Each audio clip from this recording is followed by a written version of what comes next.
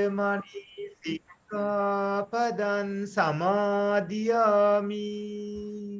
පාණාතිපාතා වේරමණී සික්ඛාපදං සමාදියාමි. අදින්නාදාන වේරමණී සික්ඛාපදං සමාදියාමි. අදින්නාදාන වේරමණී සික්ඛාපදං සමාදියාමි. කාමීසු මිච්ඡාචාරා වේරමණී සික්ඛාපදං සමාදියාමි.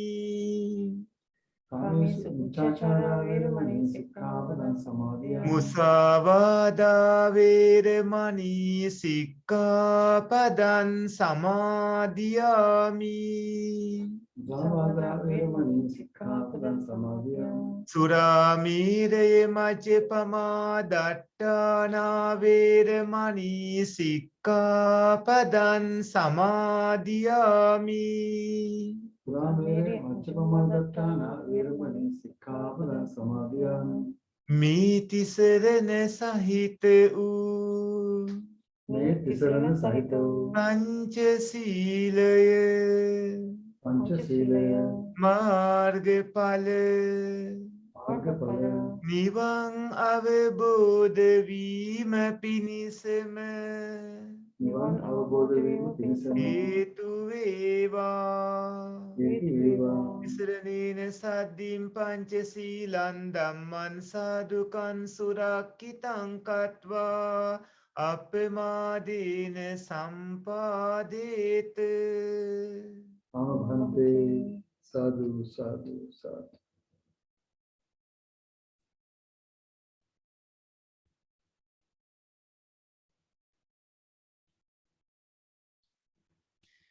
समन्त चक्रवालीसु अत्रा गच्छन्तु देवता सद्धम्मं मुनिराजस्य सुनन्तु सग्ग मोक्खदम् ධම්ම ශ්‍රවණ කාලෝ අයං බදන්තා ධම්ම ශ්‍රවණ කාලෝ අයං බදන්තා ධම්ම ශ්‍රවණ කාලෝ අයං බදන්තා. නමෝ තස් භගවතු අරහතු සම්මා සම්බුද්දස්ස.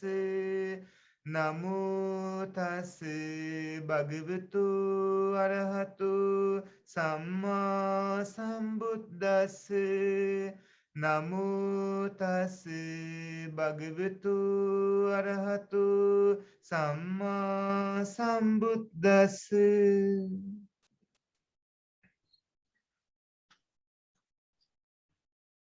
කරුණාවන්ත ගුණබර සත්පුරුෂ පින්වත්නි, අභිධර්මයේ ඉගෙන ගන්නා පාඩම් මාලාවේ 31 වන පාඩමයි අදත් මේ විදිහට ආරම්භ කරන්නේ. රත්නපුර පදිංචි සුපින්වත් ව්‍යාපාරික ජයලාල් මැතිතුන් මෙම මැතිණිය දූ දරුවන් නිර්මාණය කළ මිනිපුර අමාසාදි තපුවන ආරණ්‍ය සේනාසනයේ සිට අප සිස් අපරැකේ පඤ්ඤාසාර පොඩි හාමුදුරන් වහන්සේ මේ විදිහට අපි සම්බන්ධ වෙනවා. ඒ වගේම දුබායි පදිංචි පින්වත් අපේ ධම්මික ගමගේ මහත්මයාණන්, ඉදයාපුර නෝන මහත්මිය සත්පුරුෂ පින්වතුන් අද දවසේදී මේ විදිහට දායකත්වයේ ධර්මයෙන් කටයුතු කරනවා. අද පත්‍රිකාවල සම්පූර්ණ ධර්මදාන දායකත්වයේ ධර්මයේ ඔය ඇත්තන්ට දහම් පත්‍රිකාවක් දවසේදී ලබා දීමේ ධර්මදාන දායකත්වයේ දරන්නේ පින්වන්ත මුල්ලේරියාවේ පදිංචි ක්‍රිසාන්ත හැඩිගල්ල මහත්මයා සහ එම මහත්මිය විසින් හැඩිගල්ලගේ මානව ප්‍රේමසිරි පියාණන් වහන්සේ සහ එස්.ඒ. විමලජීව පියාණන් වහන්සේලා දෙපළට පුණ්‍යානුමෝදනා කරමින් කරුණාවන්ත ගුණබද සත්පුරුෂ පින්වත්නි, පුණ්‍යවන්ත ඔය ඇත්තෝ දැන් දන්නවා ඔබ අතපය කැඩෙන්නේ නැතුව අඩු ආයුසින් මැරෙන්නේ නැතුව මිය ගියාට පස්සේ සතර අපායේ උපදින්නේ නැතුව ධනෙ ලැබෙන විදිහට, බලය ලැබෙන විදිහට, භවභෝග සම්පත් සුඛිත මුහිතකම් ලැබෙන විදිහට මේ ඉන්න කාලයේ සියල්ලම ඒ විදිහට පවත්වාගෙන යන ක්‍රමවේදයක් මිය ගියාට පස්සේ මෙතෙන්දි රහතන් වහන්සේ නමක් හෝ රහත් තෙරණින් වහන්සේ නමක් නොවුනොත් රහත් පීනුවම් පාන කම්ම රහතන් වහන්සේගේ අනුපාසේස පරිනිර්වාණයේ දක්වාම ඔබගේ යහපත උදෙසා කටයුතු කරගන්න ඕන කොයි විදිහටද කියලා අභිධර්මයේ ඉගෙන ගනිමින් කටයුතු කරපු අය දැන් දන්නවා. පින්වත්නි, ඔය පින්වතුන් සතර පරමාර්ථ ධර්මාදිය ඔස්සේ ඉගෙනගෙන ඒ ගමන් මගේ පරමාර්ථ ධර්මවල චිත්තචෛතසික පරමාර්ථය ඉගෙනගෙන අවසන් වුණා.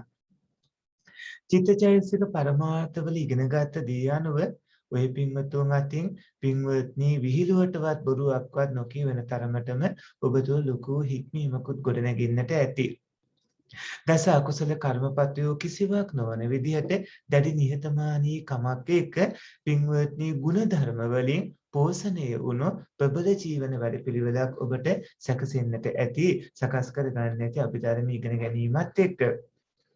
යහපත් ප්‍රතිඵල ලැබෙන්නේ කොහොමද? අයහපත් දේවල් ලැබෙන්නේ කොහොමද කියලා ඔය පින්වතුන්ට ඔබේ නාම රූප වලට විපාක ලැබෙන විදිය ගැන දැන් ලොකු අවබෝධයක් තියෙනවා.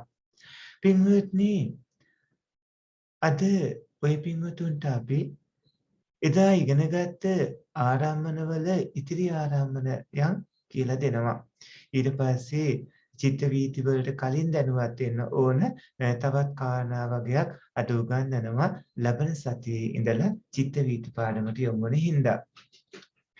සත්පුරුෂ පින්වත්නි, රසාරම්මනේ ඔබට අපි ලබා දීලා තියෙන අපේ පොඩි හාමුදුරුවෝ ලබා දීලා ඇති අභිධර්ම පත්‍රිකාව අපේ චතුස්සජිත් මහත්මයාත් අභිධර්ම පත්‍රිකාව දාලා ඇති පින්වත්නි ලබා ගන්න.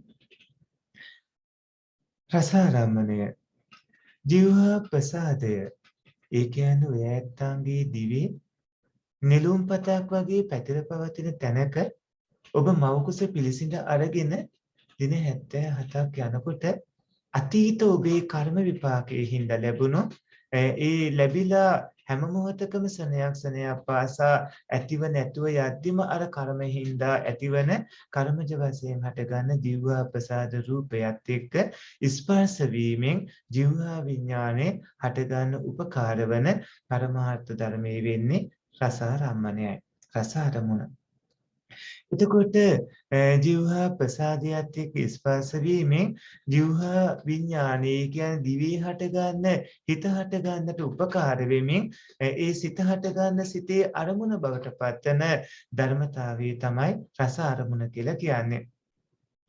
එතකොට පඨවි ආපෝ තේජෝ වායෝ කියන සතර මහා භූත රූප ඕනම නිරූපකට මේ රූපයකට එතකොට රූප කලාපයකට ඒ සතර මහා භූත රූපයෝ නිසා හටගන්න වර්ණ ගන්ධ රස ඕජා කියන අනිකුත් රූපත් උපාදාය රූප හතරත් සුද්දාෂ්ටක කියන්නේ.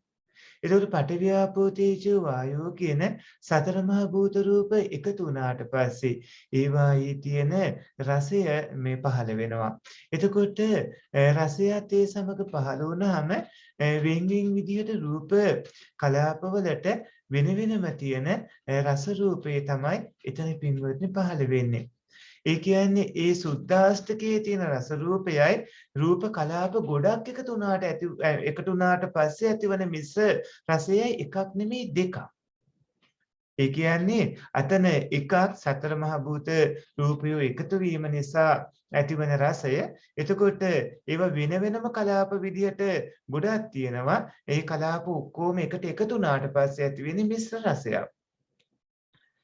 එතකොට හැමදාම එකම රස රූපයෝ තිබ්බාට සමහර ඒ වගේ රස රූපය දුර්වලයි. ඒක දිවට දැනෙන්නේ නැහැ.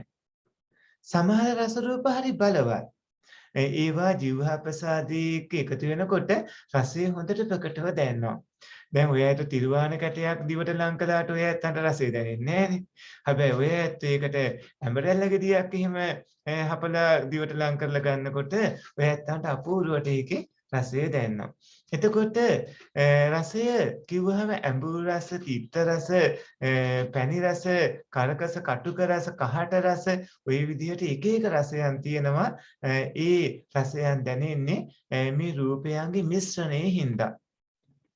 දැන් හිතට එන්න ඕන ඔය ඇත්තෝ නම් දැන් සත්තාන්ත ලොකු මහත් වුණු ඇඟවල් එහෙම තිබ්බට ඔය ඇත්තෝ අවුරුදු 5 4 3 2 එක පුංචි සංදියට ගිහිල්ලා උප්පත්තිය ලැබෙන පළවෙනි දවස මව කුසින් මෙලොව බිහි වුණු දවසේ බිහි වුණු වෙලාවට ගිහිල්ලා මව කුස තුලේ බිහි වෙන ආසන්න වේ වැඩෙනකොට මාස 9 8 7 ආදී වයස්වල ඉන්නකොට අතපය දඟලමින් එහෙට මෙහෙට හැරෙමින් පෙරලෙමින් විවිධ විදිහට ඉරියව් එහෙම වෙනස් කරමින් එහෙම ඉඳලා ඊටත් වඩා තව එහාට යනකොට මාස 5 4 විදිහට ඒවා වැඩිමින් හැදෙමින් ටික ඒවා සැකසෙමින් අතීත කර්මවල විපාක විදිහට මේ කියන ප්‍රසාද රූපේ පහළවන තත්ත්වයට ඒ රූප කලාප කොට මේ හැදුණු විදිහත් ඒ වගේම ඒ 77 වෙනි දින දවසට කලින්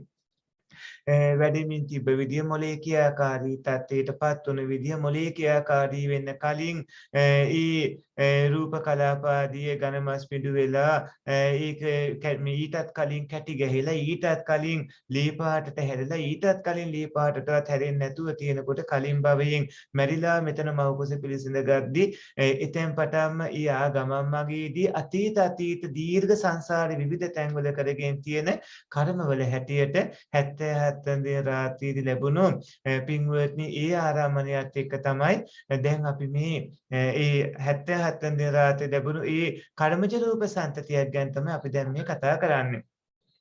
ඒ කර්මජ රූප සම්තතිය පින්වත්නි ප්‍රසාද රූපය වෙනවා, ජීවහා ප්‍රසාදේ වෙනවා. ඒකට අරමුණ විදිහට තියෙන්නේ බාහිර රස අරමුණ. එතකොට රස අරමුණ වැඩ ගන්නට ආපෝ ධාතු උපකාරය ලැබෙන්නට ඕන. ආපෝ ධාතු උපකාරය වන රස අරමුණ වැඩ ගන්නට රසය ඉක්මනින්ම වැටහෙන්න නම් තෙත් ගතිය වැඩිපුර තියෙන්න ඕන. තෙත් ගතිය තිබ්බොත් රසය ඉක්මනටම දැනෙනවා. එහෙම කියලා ඔය ඇත්තෝ මේ රසය හොයාගෙන යන්න මේ එදිය කරපු දේවල් වැඩි වශයෙන් ගන්න උත්සාහ කරන්න එපා.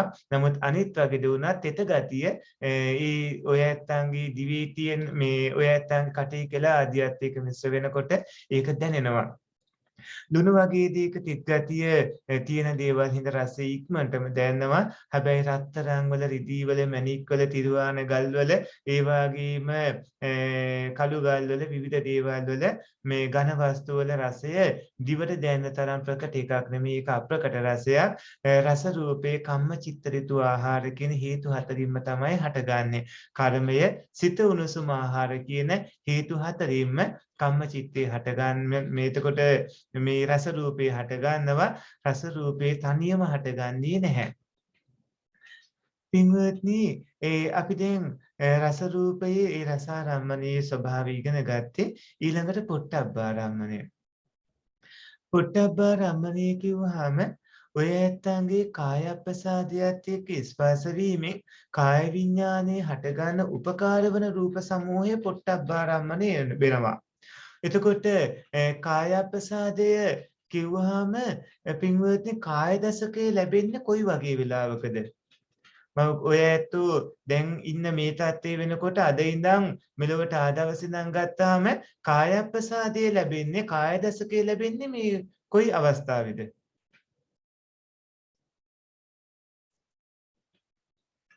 ඇහෙන්න ඕන.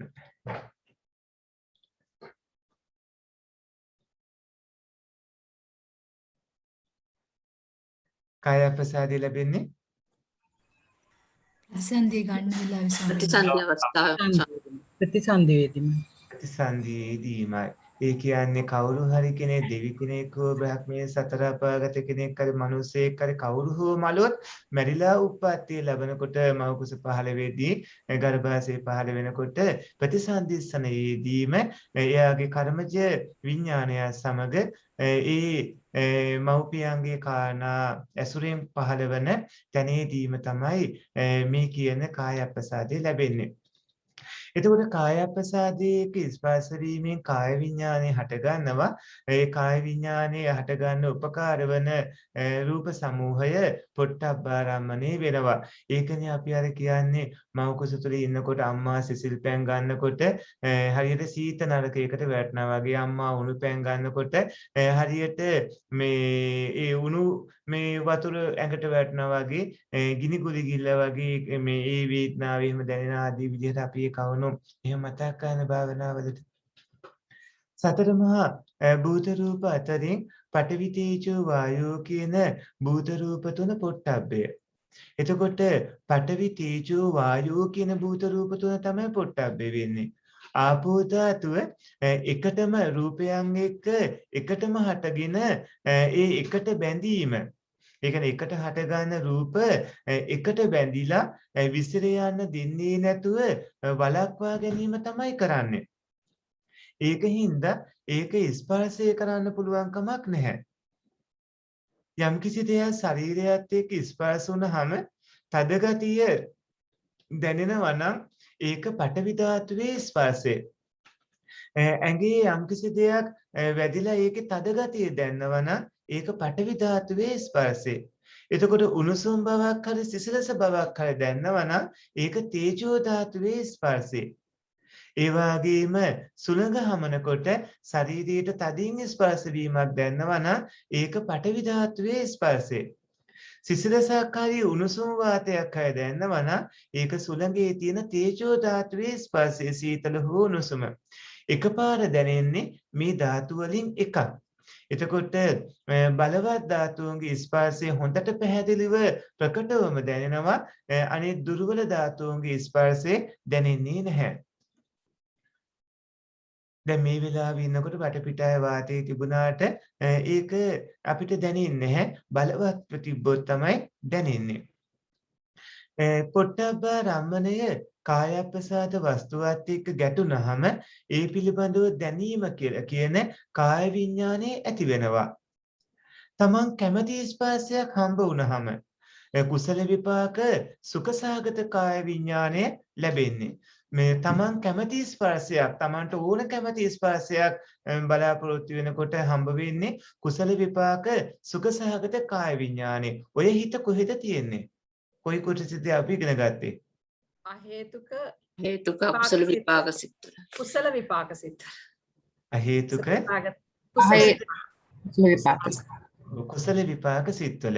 ඒතර කුසල විපාක සුඛසහගත කාය විඥානය ඇති වෙනවා. අකමැති අරමුණක් අපසන්න අප්‍රිය අකමැති ස්පර්ශයක් හම්බ වුණාම අකුසල විපාක දුක්ඛ සහගත කාය විඥානයක් හට ගන්නවා. අකුසල විපාක දුක්ඛ සහගත කාය විඥානය තියෙන්නේ කොතනද? අහේතුක සිත් කුසල විපාක සිත්. ඒ හිත හම්බ වෙන්නේ මොන වගේ විපාක විදිහටද? අකුසල විපාක විදිහට. අකුසල වල. ඒක අකුසල සිත් කීයක් තියෙනවද? 12යි ස්වාමී. 12යි. එතකොට කුසල විපාක සුඛසහගත කාය විඥානයේ ඇති වෙන්නේ මොන වගේ හිත්වල විපාක විදිහටද? කුසල සිත්. කුසල් සිත්වල විදිහට. එතකොට සුඛ දුක්ඛ විදිහට කාය විඥානයන් හටගන්නේ පොට්ටබ්බා රම්මණයේ තියෙන තද බව නිසා. එතකොට චක්කුසෝත ගහන ජීවහා විඥානයන්ට හම්බවන රූප ශබ්ද ගන්ධ රස කියන අරමුණු ඊටාම සියුම් විදිහට ස්පර්ශ වෙනවා. ඒකේ වේදනාව උපේක්ඛා වේදනාව වෙනවා. එතකොට සුඛ දුක්ඛ විදිහට කාය විඥානයන් ඇති වෙන්නේ පොට්ටබ්බාරම්මණයේ තියෙන තද ගතිය නිසා. චක්කුසෝත ගහන ජීවහා සිත්වලට හම්බවන රූප ශබ්ද ගන්ධ රස කියන අරමුණු ඊටාම සියුම් විදිහට ස්පර්ශ වන හින්දා සියුම් ස්පර්ශයක් එතන තියෙන හින්දා ඒකේ උපේක්ඛා වේදනාවක් එනවා. ඒත් අර වාගේ වේදනාව සුඛ හෝ දුක්ඛ වෙනවා. සුඛ හෝ දුක්ඛ හෝ වෙනවා. කාය විඥානයේ ඒ පොට්ටබ්බාරම්මණයේ මේ වේදනාව එතකොට ඒ සිතේ ඇතිවන වේදනාව ඒ වුණාට රූප ශබ්ද ගන්ධ රස ආරම්මණයන් ඊටාම සියුම් හින්දා ඒවා ඇතිවන හිතේ වේදනාව වෙන උපේක්ඛා වේදනාව. ඊට පස්සේ ධම්මාරම්මණය. පින්වත්නි අපි චක්කාරම්මන සෝතාරම්මන ගානාරම්මන ජීවාරම්මන කායාරම්මන ආදී විදියට එනකොට පොට්ටබ්බාරම්මණයට එනකොට බොහෝ කවුණු දැනුවත් වුණා. දැන් අපි පින්වත්නි ධම්මාරම්මණයට එන්නේ. ධම්මාරම්මණය අරවට වඩා වෙනස් වෙනවා. චක්කුසෝත ගහන ජීවහා කාය කියන පංචද්වාරයන්ට ගොදුරු වෙන්නේ නැති. ඇස කන නාසය දිව ශරීරය කියන ඒ දොරටු පහට ඒ ආයතන වලට ඒ ద్వාර වලට ගොදුරු වෙන්නේ නැති මනෝද්වාරයට විතරක් ගොදුරු වන ප්‍රසාද රූප සුකුම රූප චිත්තචෛතසික නිබ්බාන ප්‍රඥාත්ති කියන මේ 6 ධම්මාරම්මන වෙනවා. ධම්මාරම්මන 6ක් තියෙනවා. ධම්මාරම්මන 6ක් වෙන්නේ ප්‍රසාද රූප 5. එතකොට ප්‍රසාද රූපයෝ ඒ වගේම සුකුම රූපයෝ සුකුම රූප කියන්නේ සියුම් රූප.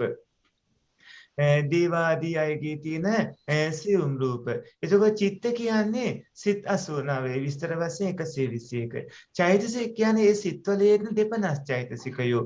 එතකොට නිබ්බාන කියන්නේ නිවන. ඒ වගේම ප්‍රඥාප්ති කියන්නේ කාලී මුක්ත ප්‍රඥාප්තිය අපි පනවා ගන්න සම්මුති දේවල්. සම්මුතිය අපි මේසේ පුටුව මනුස්සය ආදී විදියට පනවා ගන්නේ සම්මුති. ඔය 6 ආකාර මේ අරමුණු ධම්මාරම්මන වෙනවා. පින්වත්නි ద్వාර විමුක්ත හිත් වලට ద్వාර විමුක්ත හිත් කියන්නේ ප්‍රතිසන්දි භවාංග චුති කියන ద్వාර වලින් හටගන්නේ නැති හිත් කියලා ඔය ඇත්ත ඉගෙන ගත්තා පාඩමේදී. එතකොට ප්‍රතිසන්දි භවාංග චුති නොවන අතීත භවයේ මානාසන්න ජවනයන්ට හමු වුණු කර්ම නිමිත්ත ගති නිමිත්ත කියන දොරටු හයෙන් ගන්න අරමුණු ద్వාර විමුක්ත හිත් වෙනවා. ඒ කියන්නේ ඔය ඇත්තන්ට ප්‍රතිසන්දි විඥානයේ විදිහට තියෙන මිසිත ඇති වුණු හිත දොරටුවකින් හටගත් එකක් නෙමෙයි.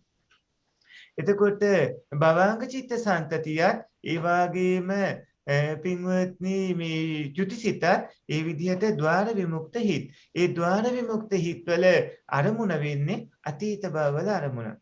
දැන් හිතන්නකෝ කවදා දවසක ඉතින් හැමෝටම මැරෙන්න එපාය. මැරෙන්න වෙනවා දැන් ඔය ඇත්තොත් යම් දවසක මරණයටපත් වේවි. මරණයටපත් වෙන ආසන්න වෙලාවේදී ඔබේ චිත්ත වීතියේ ස්වභාවය අතිශයින් අපිට වැදගත් වෙනවා. දැන් හිතන්න ඔය ඇත්තෝ සිල් ගන්නවා දම්පින් ආදී කටයුතු කරනවා ඒ වුණාට හදිසි කාරණාවක් හින්දා ඔබට කේන්ති යනවද නැද්ද? යනවා කේන්ති යනවා. කේන්ති යනවා. මෑණි වෙලාවේදී නිකන්වත් ඔය ඇත්තන්ගේ ඒ ශරීරයේ ඇතිවන කැක්කුම් වේදනා එක්ක කේන්තියක් ආවොත් ඔය ඇත්තන්ට ඇති වෙන්නේ කුසල් හිත අකුසල් හිත. අකුසල් සිත්. එතකොට ඒ වගේ අකුසල හිත තියෙන චිත්ත වීතියක් තිබ්බොත් ප්‍රතිසන්දි විඥාණය වෙන්නේ මොන වගේ හිතක්ද? අකුසල අහේතුක විපාක සිතක් අහේතුක. නම කියන්නේ සිතේ නම? දුක්ඛ සහගත උපේක්ෂා සහගත උපේක්ඛා සහගත සංකීර්ණ කාය විඥානය.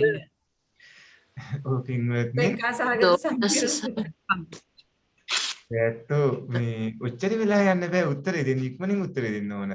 ඒ කියන්නේ දෝමනස් සහගත ප්‍රතික්‍රියා. නෑ අහේතුක උපේක්ඛා සහගත සංකීර්ණ. දැන් දන්නවනේ මේ ලෝභ මූල සිත් වලටයි දෝෂ මූල සිත් වලටයි මෝහ මූල සිත් වලටයි ප්‍රතිසන්දිය ලබා දෙන්න පුළුවන් සිත් එකයි තියෙන්නේ. ඒ ලබා දෙන්න පුළුවන් හිත මොකද්ද? සම්දේව. අහේතුක උපේක්ෂා සහගත සංකීර්ණ. බෝසත්පුරුෂ පින්වත්නි අහේතුක උපේක්ඛා සහගත සංකීර්ණ හිතක්. එතකොට කවුරු හරි කෙනෙක් මානාසන්න වෙලාවේදී ස්වාමින්වහන්සේලා නිවසට වඩම්මලා දූ දරුවෝ ඒ අම්මා තාත්තාට නැත්තම් ඒ දුවල පුතාලට මේ පිරිත් අහන සලස්වනවා.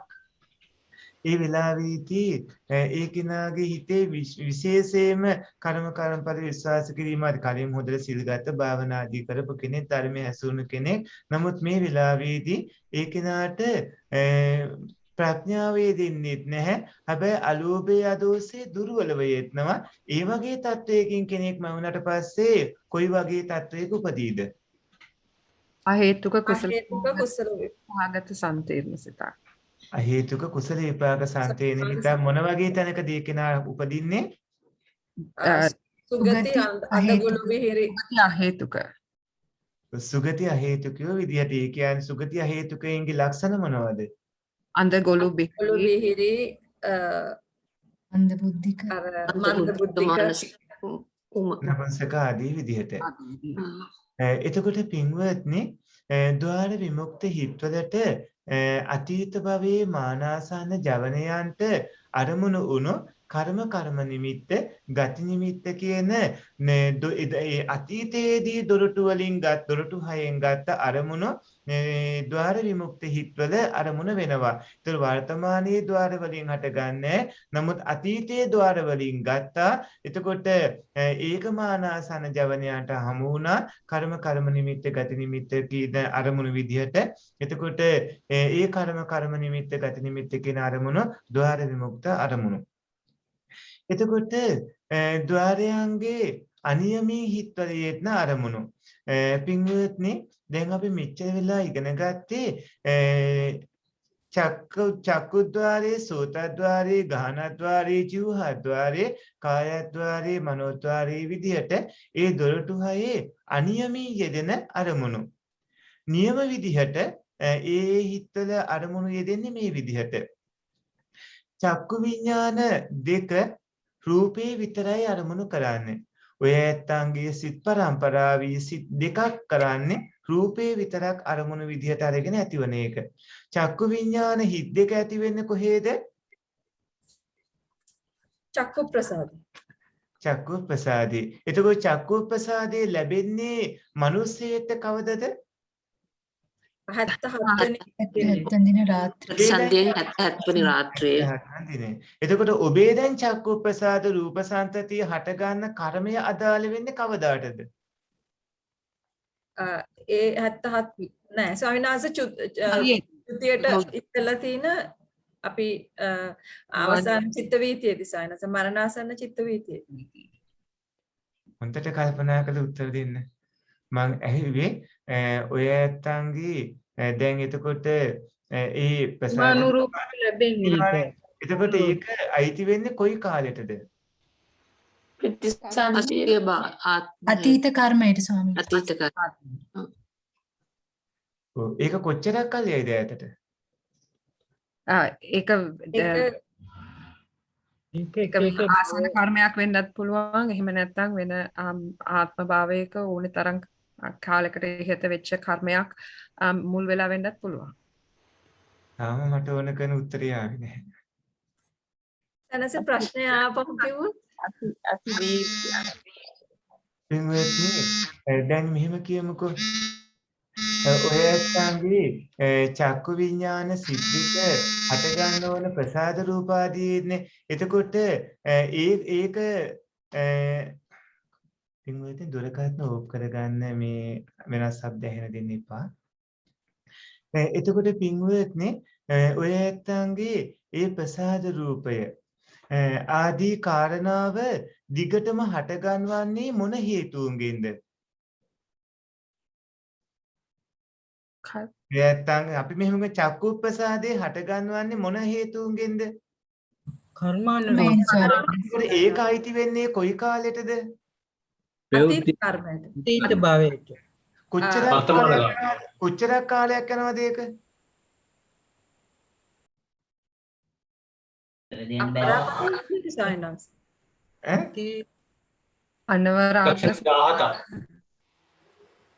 කොච්චරද?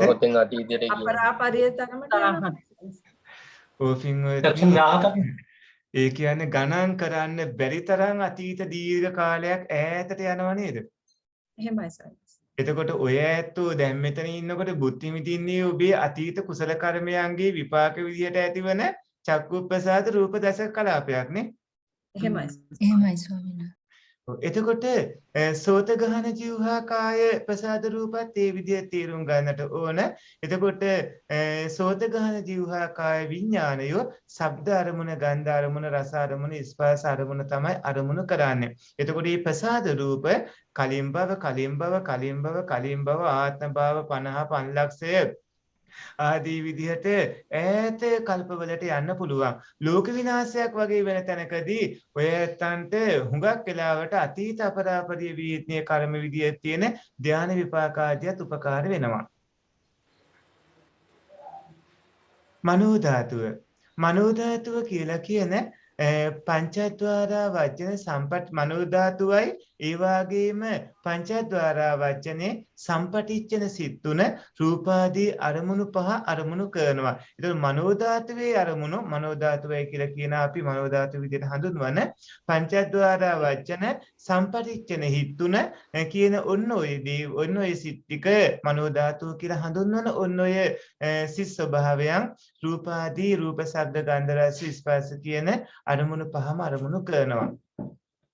එතකොට දීපංච විඥාණය ඒ වගේම මනෝ ධාතුවත් ඇරෙන්න ඉතිරි කාමාවචර විපාක සිත් 11 හසිතෝපාදය කියන සිත් 12න් කාමාවචර ධර්ම අරමුණු කරනවා. දීපංච විඥානයත් මනෝ ධාතුවත් ඇරෙන්න ඉතිරි කාමාවචර විපාක සිත් 11 හසිතෝපාදී කියන මේ ඒ 11 හසිතෝපාදයට කියන ඒ 12ම සිත් 12ම කාමාවචර ධර්ම තමයි අරමුණු කරන්නේ. කාමාවචර ධර්ම කියලා කියන්නේ කාමාවචර සිත් 54ක්. ඒ කාමාවචර සිත් 54 යෙදෙන චෛතසික ධර්මات.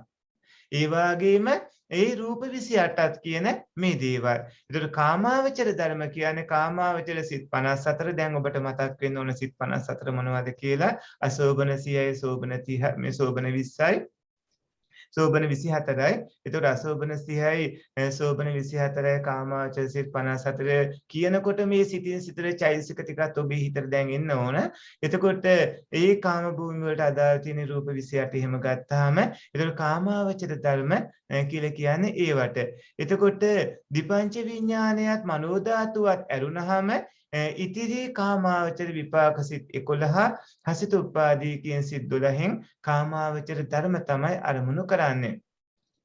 අකුසල සිත් 12 ඥාන විපයුක්ත කාමාවචර ජවන් සිත් 8 කියන මේවා ලෝකෝත්තර ධර්ම 9 ඇරුණාම ඉතිරි සියල්ලම අරමුණු කරනවා. අකුසල සිත් 12 ඥාන විපයුක්ත කාමාවචර ජවන් සිත් 8 කියන මේ දේවල් ලෝකෝත්තර ධර්මයේ හැරුණාම ඉතිරි සියල්ලම අරමුණු කරනවා. ලෝකෝත්තර ධර්ම 9 කියන්නේ ලෝකෝත්තර සිත් 8ටයි ඒ උතුම් සාන්ත වූ නිවනටයි. ඊට පස්සේ ඥාන සම්පයුක්ත කාමාවචර කුසල සිත් 4 ඒ අභිඥා භාවයට පැමිණි රූපාවචර පංචම ධාන කුසලී කියන මේ සිත් පහ අරහත් මාර්ගය හා අරහත් ඵලයේ ඇරෙන්න ඉතිරි සියල්ලම අරමුණු කරනවා. ඥාන සම්පයුක්ත කාමාවචර කුසල සිත් 4ත් ඒ වගේම අභිඥා තත්වයට දියුණු කරගත රූපාවචර පංචම ධාන කුසලයක් කියන මේ සිත් පහ අරහත් මාර්ගය හා අරහත් ඵලයේ ඇරෙන්න අනිත් සියල්ලම අරමුණු කරනවා. ඥාන සම්පයුක්ත මහා ක්‍රියාසිත 4ත් අභිඥා භාවයට පැමිණි රූපාවචර පංචම ධාන ක්‍රියාසිත මනෝද්වාරා වචනේ කියන සිත් 6න් සියල්ලම අරමුණු කරනවා. ඥාන සම්පයුක්ත මහා ක්‍රියාසිත 4නොත් ඒ වගේම අභිඥා තත්ත්වයට දියුණු කරගත්ත රූපාවචර පංචම ධාන ක්‍රියාසිතනොත් පංච මනෝද්වාරා වචනීනොත් මේ අනිවාර්යයෙන්ම මේ හැමදේම අරමුණු කරන්න පුළුවන්.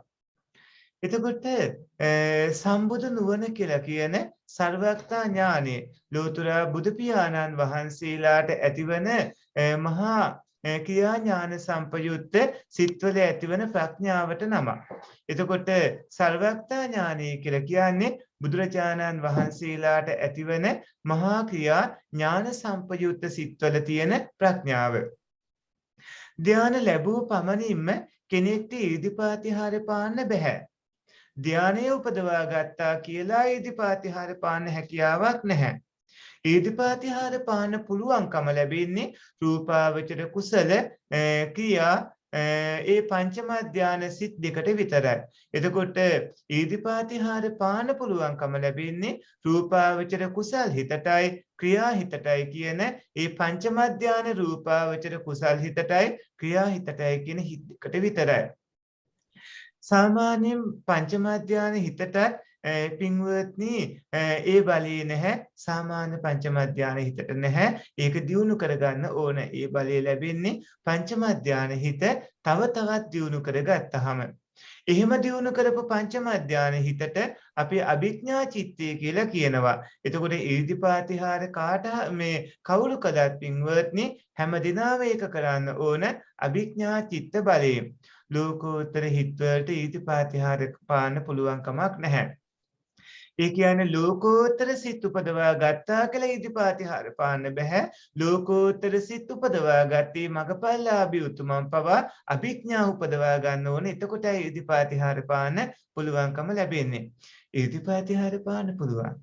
හැබැයි අර පින්වත්නි ඊර්ධිපාතිහාර පානවා කියලා ආසින් යනවා කියලා හෙලිකොප්ටරයකින් ගිහිලා නෙමෙයි.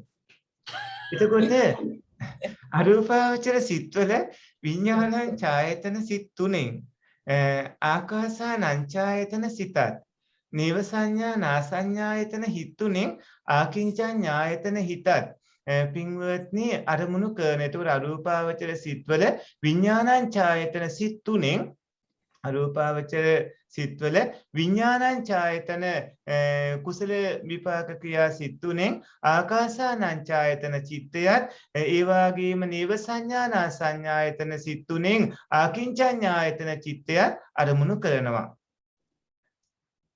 එතකොට ආකාසානං ඡායතන විඥානං ඡායතන හිත් මහත්ගත හිත් හින්දා ඒවා අරමුණු කරන විඥානං ඡායතන නේව සංඥා නාසඤ්ඤායතන හිත් හැයට මහත්ගතාරම්මනික හිත් කියන වචනය කියනු ලබනවා. රූපාවචර හිත් 15ක් තියෙනවානේ. එතකොට රූපාවචර සිත් ඒ 15ත් ආකාසානං ඡායතන හිත් 3ක් කුසල විපාක ක්‍රියා හිත් 3ක් ආකින්චඤ්ඤායතන හිත් 3ක් කුසල විපාක ක්‍රියා ආකින්චඤ්ඤායතන සිත් 3ක් කියන මේ සිත් 21කින් කසිනාදී ප්‍රඥාප්ති අරමුණු කරනවා.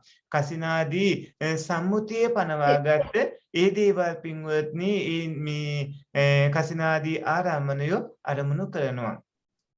ලෝකෝත්තර හිත් වලින් අරමුණු කරන්නේ නිවන විතරයි. ලෝකෝත්තර හිත් වලින් නිවන විතරයි අරමුණු කරන්නේ. එතකොට කාමාවචර ධර්ම අරමුණු කරන හිත් 25ක් තියෙනවා. මේ සිත්වල කාමාවචර ධර්ම අරමුණු කරන හිත් 25ක් තියෙනවා. මහත්ගත ධර්ම අරමුණු කරන හිත් 6ක් තියෙනවා. ප්‍රඥාප්ති අරමුණු කරන හිත් පින්වත්නි 21ක් තියෙනවා 21ක් තියෙනවා. එතකොට නිවන අරමුණු කරන හිත් 8ක් තියෙනවා. ලෝකෝත්තර ධර්ම ඇරෙන්න ඉතිරි සියල්ලම අරමුණු කරන හිත් 20ක් තියෙනවා. අරහත් මාර්ගය හා ඵලයේ හැර ඉතිරි සියල්ල අරමුණු කරන සිත් 5ක් තියෙනවා. සියල්ලම අරමුණු කරන හිත් 6ක් තියෙනවා. ඒ විදිහට මේ ටික දැනගන්න. හොඳයි පින්වත්නි. දැන් ওই විදිහට ඉගෙන ගියාගෙන යනකොට ඔය ඇත්ත ඉස්සරහට මොන සත්වයේ තිබ්බත් ඒ කියන්නේ නිර්තල්මසේ ගින්දන් ඕනෑම ජලජ සත්වයෙක් ඒ වගේම ඔබ ඔය ඇවිදින සත්වවත්තක් වගේන ඔය ඇත්තන්ගේ ශාරීරිය තුල ජීවත් වන ඔබ නොවන ඔබේ ශරීරයේ අයිතිකාරයෝ විදියට වාසස්ථාන කරගෙන ඉන්න ඒ සියලුම සත්වයෝ ගත්තහම ඒ වගේම දෙවිවරු ගත්තහම බ්‍රහ්මයෝ ගත්තහම ඒ වගේම රූපාවචර අරූපාවචර ඇතු අසඤ්ඤ සත්ත්ව කොයි වාසස්ථානයක කොයි විදියට ජීවත් වෙන නරකතී සම්පේතසුර මනුස්ස කොයි සත්‍යය ගත්ත ඔය ඇත්තන්ට ඔවුන්ට අදාළ කවුණු කාරණාව විස්තර කරලා දෙන්න තරම් දැන් හැකියාවක් ඇති වෙන්න ඕන. ඒ කියන්නේ දෙවිවරු ගැන බ්‍රහ්මයෝ ගැන සතර අපාගත ඇත්තු ගැන හිතන පාත් නැවිති එයාට මෙහෙම හිතෙන්න පුළුවන් මේ වගේ වෙන්නේ මේ විදිහේ සිටිවිලි ස්වභාවයේ තියෙන්නේ වැඩි වශයෙන් මෙවැනි සිත් එවැනි තැනක එකිනෙකට ඇති වෙන්නේ මිනිස්සෙයින්ට වැඩිපුර කාම සිත් ඇති වුණාට රූපාවචර සත්වයින්ට ඇති වෙන ඊට වඩා වෙනස් සිත් එතකොට වැඩි වශයෙන් ඇති වෙන්නේ නමුත් වැඩි වශයෙන් ඇති වුණාට අනිත් හිතුත් ඇති වෙන්න පුළුවන් ආදී ඒ සෑම කවුණක්ම හරියට නිරවුල තේරුම් ගන්න පුළුවන් කම තියෙනවා දැන් කියන්න බලන්න අරමුණ කියන්නේ මොකක්ද?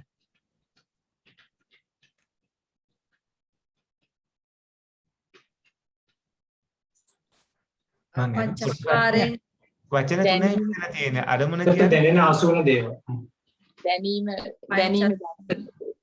හිතට දැනෙන හසු වෙන දේවල්. හිතට දැනෙන අසුවන දේවල් තමයි පින්වත්නි අරමුණ කියන්නේ. ඒක හිත දැනීම නම් හිතට දැනෙන දේවල් තමයි අරමුණ කියන්නේ.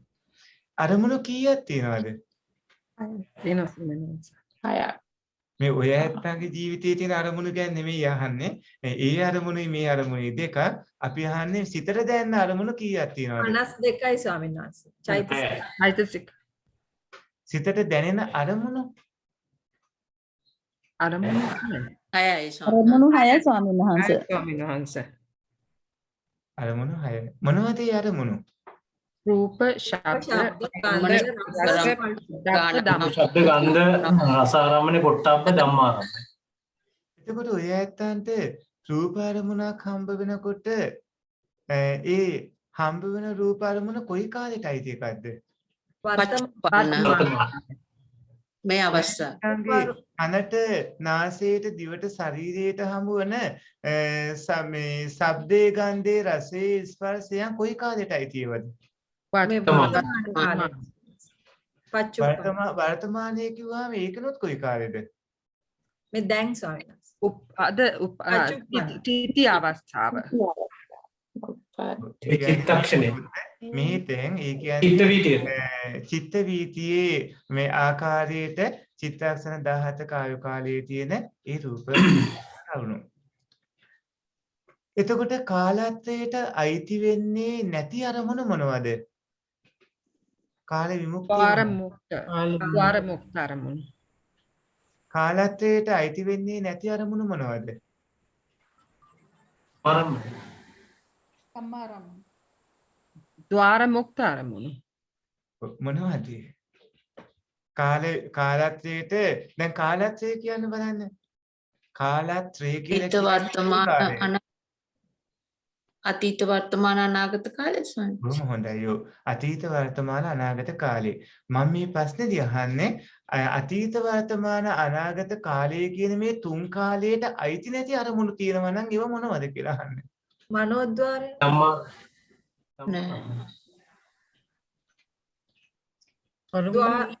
තියෙන අතීත කාලයට නිර්වාණ ප්‍රඥාප්තිය. නිර්වාණ ප්‍රඥා. ඒක කාල විමුක්ත නිර්වාණ. කාල විමුක්ත ප්‍රඥාප්තිය.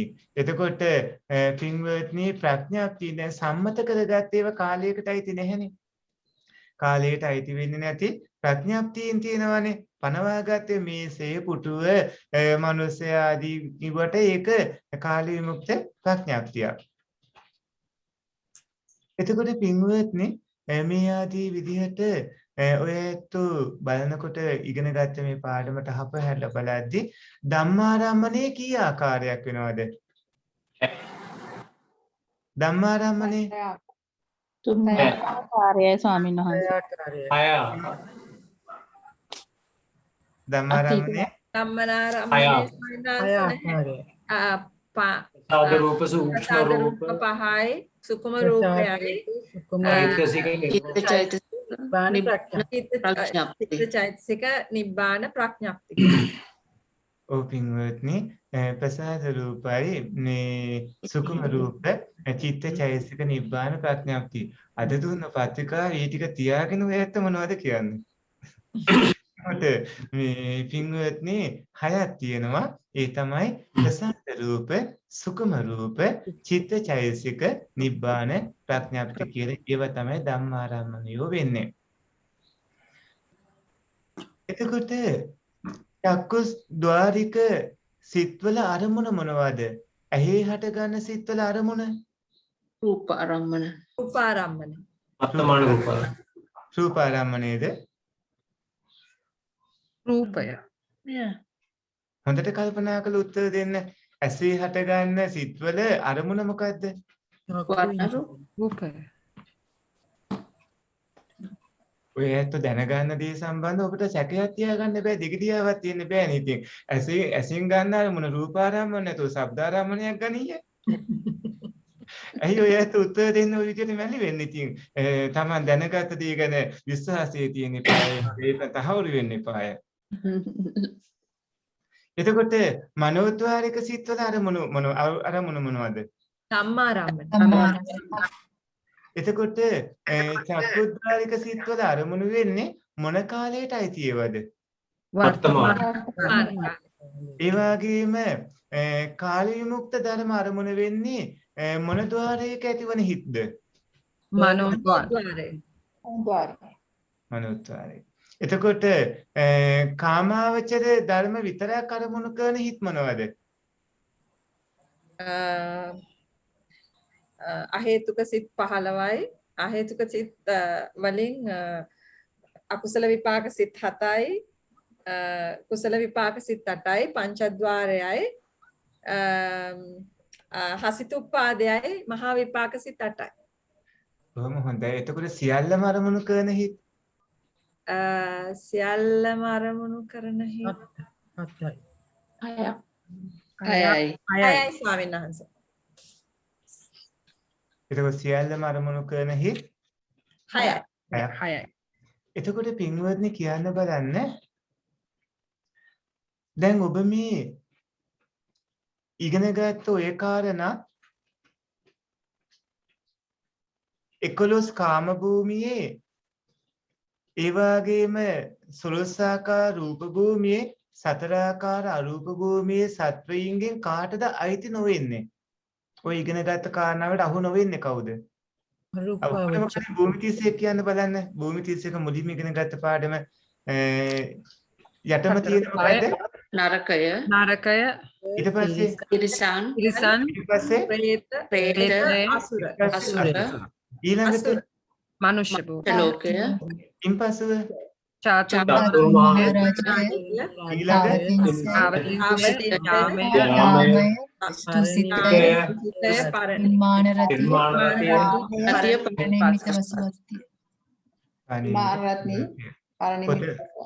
ඔතන 11ක් කිව්වා.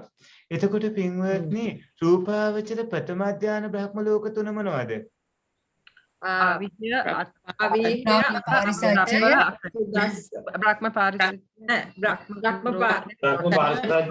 පාරිසජ්ජය මහා බ්‍රහ්ම. එතකොට ප්‍රථම ධාන බ්‍රහ්ම ලෝක තුනක් තියෙනවා. බ්‍රහ්ම පාරිසජ්ජය, බ්‍රහ්ම පුරෝහිතය, බ්‍රහ්ම පුරෝහිතය. ဒုတိယ ධාන භූමි කීයක් තියෙනවද? 3යි ස්වාමීනි. මොනවද? අරිත්තාභය අපමානසුමානාභය ආපස්සය. බොහොම හොඳයි. ත්‍ෘතිය ධාන භූමි කීයක් තියෙනවද? 3යි පරිත්ත සුභය පරිත්ව සුභ අපමාන සුභ අරූපී භූමි කීයක් තියෙනවද? 4ක් මොනවද? ආකාසාන ආකින්චඤ්ඤායතනය චතුත්ථ ධාන භූමි ඔක්කොම කීයක් තියෙනවද? 5යි. චතුත්ථ ධාන භූමි අවීහ අතප්පේ සුදස්සි අකනිට්ටක. අඤ්ඤතලේ වේහප්. එතකොට තව අසඤ්ඤ වේහප්පලේ අසඤ්ඤ සත්‍ය වේහප්පලේ අසඤ්ඤ සත්‍ය වේහප්පලය කියන භූමි දෙක වගේම සුද්ධාවාස පහත් චතුත්ථ ධාන භූමි විදිහට තමයි ගන්නෙ. එතකොට ඔය කිව්වේ භූමි 31 දැන් අපි මේ ඉගෙනගත්ත කාරණාවලට අයිති වෙන්නේ නැත්තේ මොන භූමියද? අසඤ්ඤ භූමි 31න් අපි මේ ඉගෙනගත්ත කාරණාවලට අයිති නොවන භූමිය මොකක්ද? ලෝකෝත්තර භූමිය. නෑ අරූපාවචර අරූපාවචර ද්වාර නැති මේ අසඤ්ඤ සත්‍ය අපි මේ කතා කළ කවුනේදී පින්වත්නි සංසාරේ ගසාගෙන යන ඒකම දිනාට අදාළ මොන හරි කවුනක් කියවුන්නේ නැද්ද? කියවනවා ස්වාමීනි. රහතන් වහන්සේලාට උනත් ඇතිවන හිත්වලදී අදාළ කාරණා එනව නේද? එහෙමයි ඒක අහු නොවන කෙනෙක් ඉන්නවද? නෑ නැහැ ස්වාමීන් අහු නොවන සත්වයක් නැහැ. වහන්සේ. පින්වත්නි ඊළඟට වස්තු සංග්‍රහය. වස්තු සංග්‍රහයට යන්නේ. දැන් සත්වයින්ගේ ශරීරවල තියෙන සිත් හටගන්න ස්ථාන අපි හඳුන්වන වස්තුව කියලා. එතකොට පින්වත්නි අපි වස්තුව කියලා හඳුන්වන වස්තු 6ක් තියෙනවා. දැන් මෙතන වස්තුව කියන්නේ ඔය ඇත්ත මේ රන්දිදී මුතු මණික් දීපල ඊට කඩා මේ මගේ වස්තුව මේ මගේ සම්පත් ආදී කියන ඒ භෞතික දේවල් ලාමක බොල් දේවල් නෙමෙයි. මෙතන වස්තුව කියන නමින් හඳුන්වනවා චක්කු, සෝත, ගාන, જીවහා, කාය, හෘදය කියලා මෙන්න මේ වස්තු රූප ඔක්කොම පින්වත්නි 6ක්. එතකොට සිත හටගන්නේ මෙන්න මේ වස්තු රූපයකමයි. හිතක් හටගන්න නම් අනිවාර්යයෙන්ම වස්තු රූපයක් ඕනමයි. වස්තු රූපයක් නැතුව හිතක් හටගන්නේ නැහැ. හැබැයි මෙහෙම වෙන්න පුළුවන්. චක්කු වස්තුව කියන්නේ ద్వාර සංග්‍රහයේ චක්කුද්්වාරයේ විදිහට කිව්ව චක්කු ප්‍රසාදේ. එතකොට චක්කු වස්තුව කියන්නේ පින්වත්නි චක්කු ප්‍රසාදේ. එතකොට සෝත ගහන જીවහා කාය වස්තු කියන්නේ සෝත ප්‍රසාදී, ගහන ප්‍රසාදී, જીවහා ප්‍රසාදී, කාය ප්‍රසාදී කියන ඒ ප්‍රසාද රූප. ඒ ඔක්කොම ප්‍රසාද රූපවල අයිතිකාරයා වෙන්නේ කලින් භවවල ඈත පිට දීර්ඝ සංසාරේ ඔය ඇත්තෝම රැස් කරගත්ත කර්මය. එතකොට ඈත පිට දීර්ඝ සංසාරේ විවිධ තැන්වලදී ඔය ඇත්තෝම රැස් කරගත්ත කර්ම තමයි පින්වත්නි චක්කු, සෝත, ගාන, જીවහා, කාය කියන මේ ප්‍රසාද රූප විදිහට ලැබෙන්නේ. එතකොට වස්තුන්ගේ විශේෂ දේ තමයි හෘද වස්තුව. දැන් මේ වස්තු ගොඩක් තියෙනවානේ. ඒ වස්තු වලින් විශේෂ වස්තුව වෙන්නේ හෘද වස්තුව. හෘද වස්තුව කිව්වහම ඒක පින්වත්නි අතිශයින්ම වැදගත් වෙන්නේ චිත්තසංතතිය පවතින එතන හින්දා. දැන් නම් වැඩුණු කෙනෙක්ගේ හෘද වස්තුව අපිට අතට ගන්න පුළුවන්. එතකොට මේ හෘද වස්තුවේ ලී ඔක්කොම අයින් කළාට පස්සේ සුදු පාට හැමක් තමයි තියෙන්නේ. හැබැයි ඒ හෘද වස්තුව ඔය තත්ත්වයට වැඩෙන්නට මවකුස තුල ගත වුණු කාලයත් ඒ වගේම මුල්ම අවස්ථාවටත් ගියාට පස්සේ මුලින්ම තලතෙල් පැයකට තියෙන වෙලාවකදීම තමයි හෘද වස්තු රූපයක් ලැබෙන්නේ. ඒ අතීත කර්ම විපාක නිසා. ඒ වස්තු රූපේ කිව්වහම තේරුම් ගන්න ඕන හෘදේ කෝෂයේ පිහිටි අඩපතක් පමණ ලේ ඇසුරු කරගෙන පවතින එක්තරා සූක්ෂම ධාතුවක් කියලා. ඒක ඇහැට පේන්නේ කියලත් අතට අහුවෙන්නේ නැහැ කියලත් ඊටාම සියුම් දෙයක් කියලා. මැරිච්ච අයගේ හෘද කෝෂයේ ඒක නැහැ කියලා ඒකට හේතුව මියෑමත් එක්කම ඒ කෙනාගේ රුධිරය අපිරිසිදු වෙන්න පටන් ගන්නවා. ඒ උණුසුමත් නැති වෙනවා. රුධිරය අපිරිසිදු වෙන්න පටන් ගන්නකොට විකාර තත්ත්වයටපත් රුධිරයෙන් එය ඉවත් වෙලා යනවා. එතකොට මේ වෛද්‍ය විද්‍යාවටවත් ඒක අහුවෙන්නේ ඒක පින්වත්නි වස්තු රූපේ කියන නමින් තමයි හඳුන්වන්නේ හෘද වස්තු රූපේ. හෘද කෝෂයේ ඉඳලා ඒක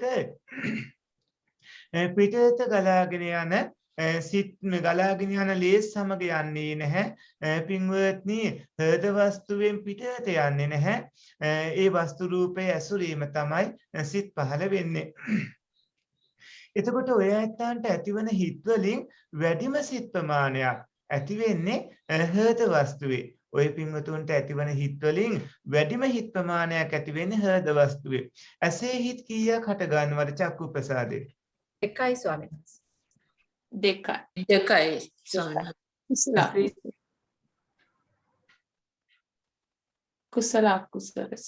ඇසේ ඇති වෙනවා කුසල අකුසල විපාක හිත් දෙකක්. ඒ විපාක හිත් දෙකේම පින්වත්නි ආරම්භය නැත්නම් ඒ විපාක හිත් දෙක ලැබෙන්නේ කොයි කාලයට අදාළවද? වර්තමාන අතීත කර්මයට අදාළව. අතීත කර්මයට අදාළව. ඇයි අනාගත කර්මයට අදාළව ඇති වෙන්න බැරිද? බෑ ස්වාමීන් විපාක සිත. හේතුව මොකද්ද? විපාක සිත. ඒක විපාක හිතක් වන හින්දා විපාක හිතක් වෙන්න නම් පින්වත්නි ඒ අකුසල හෝ කුසල හිතක් ඇති වෙන්න ඕනේ ඒකට විපාකයක් ලැබෙන්නට. එතකොට මේ විදිහට පින්වත්නි හෘද වස්තුවේ ඇසුරේ තමයි බොහෝ සිත් ඇති වෙන්නේ. කාම ලෝකයේ ඉන්ද්‍රියයන් සම්පූර්ණ සත්වයන්ට වස්තු 6ම තියෙනවා. දැන් කාම ලෝක 11ක් තියෙනවානේ. ඒ 6 4යි මනුස්ස භූමියයි ටික. එතකොට මේ 6 4ත් මේ ඉන්න මනුස්ස භූමියක් කියන මෙන්න මේ තැන්වල වස්තු 6ම තියෙනවා. රූප ලෝකයේ බ්‍රහ්මයන්ට ගහන ජීවහා කාය කියන වස්තු නැහැ. අරූපී භූමියේ සත්වයින්ට එක වස්තුවක්වත් නැහැ. එතකොට කාම ලෝකයේ ඉන්ද්‍රියයන් සම්පූර්ණ සත්වයින්ට වස්තු 6ම තියෙනවා. අනිත්වා අඩු වෙන්නේ ඔවුන්ගේ කර්මජ වරදින්.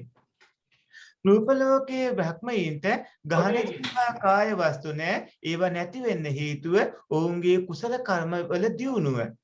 එතකොට අරූපී සත්වයින්ට එක වස්තුවක්වත් නැහැ. ඒකට හේතුව ඒ උදවියගේ කුසලයේ බල සම්පන්න දියුණුව. ආනෙන්ජාවි සංකාරය.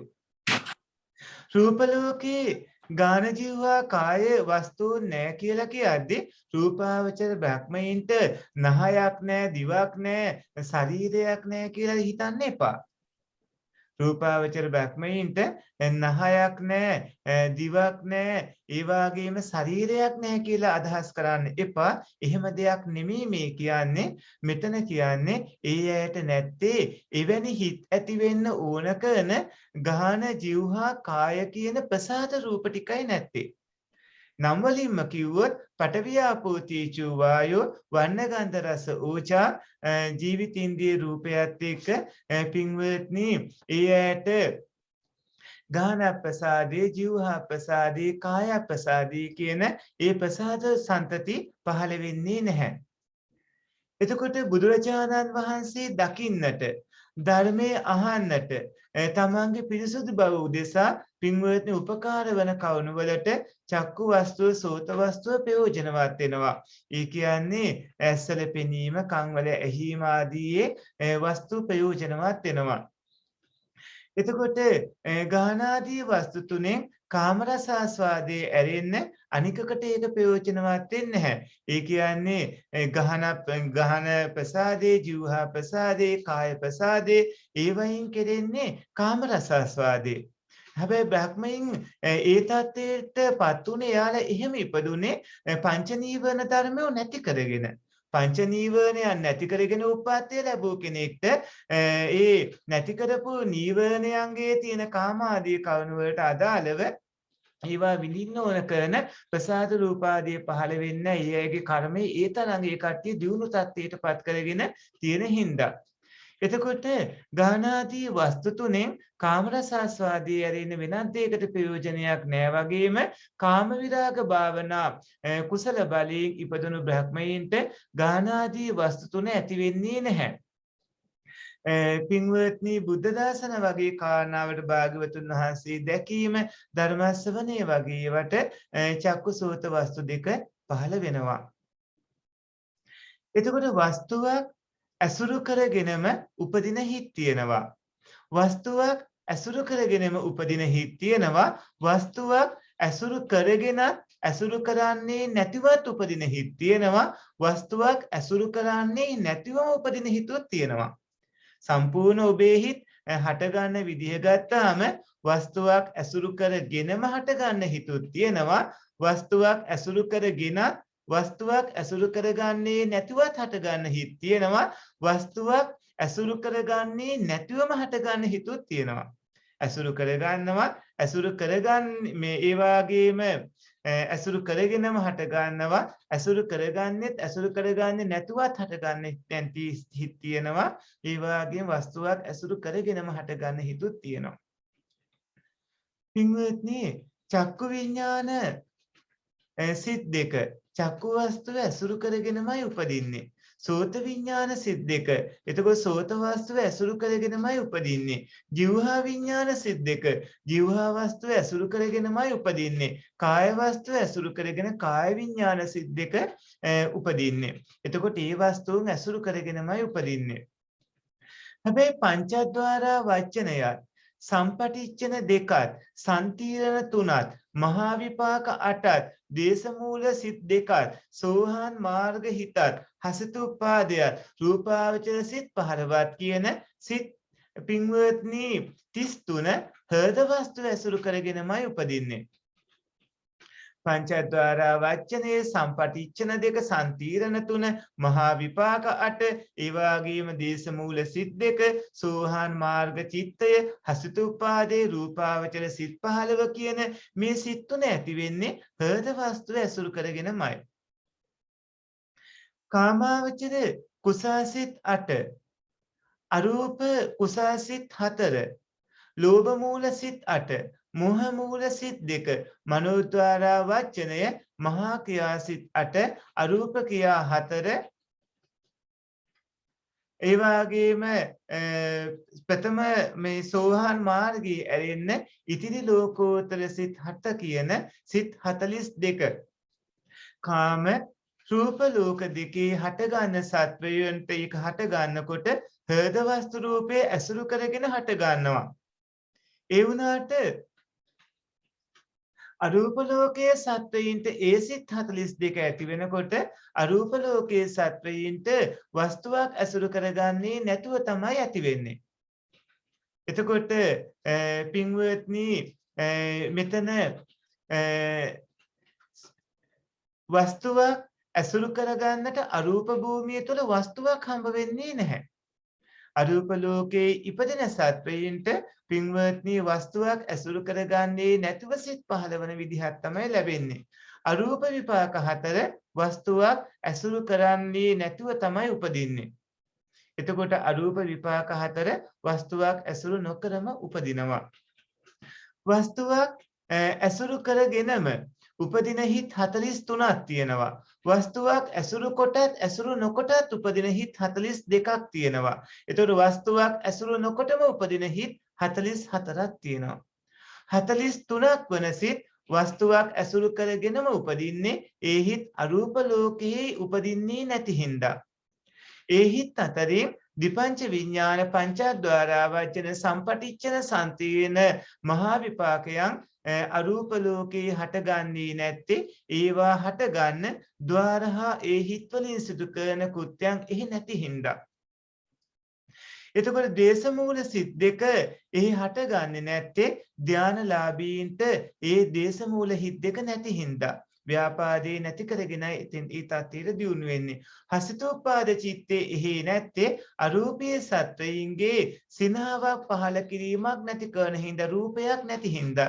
රූපයක් නැති වෙනකොට හිනාවක් පහළ වෙන්නේ නැහනේ. එතකොට හසිතෝපාද හිත රහතන් වහන්සේලා අරූපී භූමියේ ලැබුණාට ඒ රහතන් වහන්සේලාට සිනාවක් පහළ කරන්න රූපයක් නැහැ. ඒ නිසා හසිතෝපාද චිත්තේ එහි හටගන්නේ හැබැයි අරූපී භූමියක සෝවාන් වුණොත් තමයි එහි උපදින්නේ. එහෙම නැත්නම් සෝවාන් නොවිච්ච අරූපී සත්වයකට මඟපල් ලබන්න එහෙදි බෑ. සෝවාන් මාර්ග චිත්තය අරූපී භූමිය හටගන්නේ නැත්තේ කන් නැති හින්දා. එතකොට අරූපී සත්වයින්ට භාග්‍යවතුන් වහන්සේගේ ශ්‍රාවකයෙක් බවට පත් වෙන්නට අහුම්කම් දෙන්නට කන් නැහැ. අහුම්කම් දෙන්නට කන් නැති තැනක ඉපදුණු ආලාර කාලාම උද්දකරාම වගේ අයට කන් නැති නිසා අහුම්කම් දෙන්න නැහැ විදිහක් නැහැ. ලෝතර බුදු පියාණන් වහන්සේලාටත් පසේ බුදු පියාණන් වහන්සේලාටත් ඇරුණාම අනෙක් අයට අනුන්ගෙන් දහම් ඇසීමක් කරන්නේ නැතුව තමන් විසින් ධර්මය අවබෝධ කරගන්න පුළුවන් කමක් නැහැ. තමන් විසින් ධර්මය අවබෝධ කරගන්න පුළුවන්කම ලැබෙන්නේ සාරාංශක කල්පලක්ෂයක් හෝ අෂ්ටාංශක කල්පලක්ෂයක් හෝ 16 කල්පලක්ෂයක් පාරමී දම් පුරපු ඒ භාග්‍යවතුන් වහන්සේලාට හෝ ද්වාසංක කල්පලක්ෂයක් පාරමී දම් පුරපු ඒ පසේ බුදු පියාණන් වහන්සේලාට නැත්නම් අනිත් හැම දිනාම අග්‍ර ශ්‍රාවකයන් වහන්සේලාගේ ඉඳලා අනිත් සියලු දෙනාම පින්වත්නි භාග්‍යවතුන් වහන්සේගෙන් ධර්ම ශ්‍රවණය කළා තමයි මඟපල් ලබන්නට ඕන. එතකොට අරූපී සත්වයින්ට අනුන්ගේ යමක් අහලා දැනගන්න ක්‍රමයක් නැහැ. අරූපී සත්වයින්ට පින්වත්නි අනුන්ගෙන් දෙයක් අහලා දැනගන්න පුළුවන් කමක් නැහැ. සෝවාන් වුණු තැනැත්තන්ට අනුන්ගේ උපකාරයක් නැතුව ඉතිරි මාර්ගවලට පැමිණෙන්න පුළුවන්. සෝවාන් වෙච්ච කෙනෙක්ට තවත් කෙනෙක්ගේ උදව්වක් උපකාරයක් නැතුව ඉතිරි මාර්ගඵලවලට එන්න පුළුවන්. දැන් ජාති සෝතාපන්නයෝ මෙතෙන්දි සෝවාන් වෙලා ඉන්නවා ඉතිරි මගපල් ලබන්නේ අහපා මනුස්ස ලෝකෙ උපදිනවා අහපා මනුස්ස ලෝකෙ උපදින එහෙම සත්තක්කත්තු පරම වගේ තත්ත්වයකට ගියත් ඒ උදවියට අනුන්ගේ උපකාරයක් නැතු ඉතිරි මාර්ගඵල වලට යන්න පුළුවන් අනුන්ගේ උපකාරයේ තියෙනවා නම් සුවසේ ඒ ගමන ඉක්මනට කරගන්න පුළුවන් සත්තක්කත්තු පරම වගේ දීර්ඝ තත්ත්වයකට වැටෙන්නේ නැතුව එතකොට සමහර විට කාම රූප ලෝකවලදී සෝවාන් වෙච්ච කට්ටිය අරූප ලෝකෙ උපදිනවා. කාම රූප ලෝකවලදී සෝවාන් මාර්ගයටපත් වෙලා අරූපී ධානය උපදවාගෙන එයින් පිරෙන්නේ නැතුව ඉන්න උදවිය අරූපී තැන්වල උප්පත්තිය ලබනවා. එතෙන්දී ඒ කට්ටිය සක්කදාගාමී හෝ අනාගාමී හෝ අරහත් කියන මාර්ගඵල වලට පැමිණිලා නිවන් දකිනවා. පිරිනිවන් පානවා. එතකොට පින්වත්නි වස්තුව කියලා කියන්නේ මොකටද?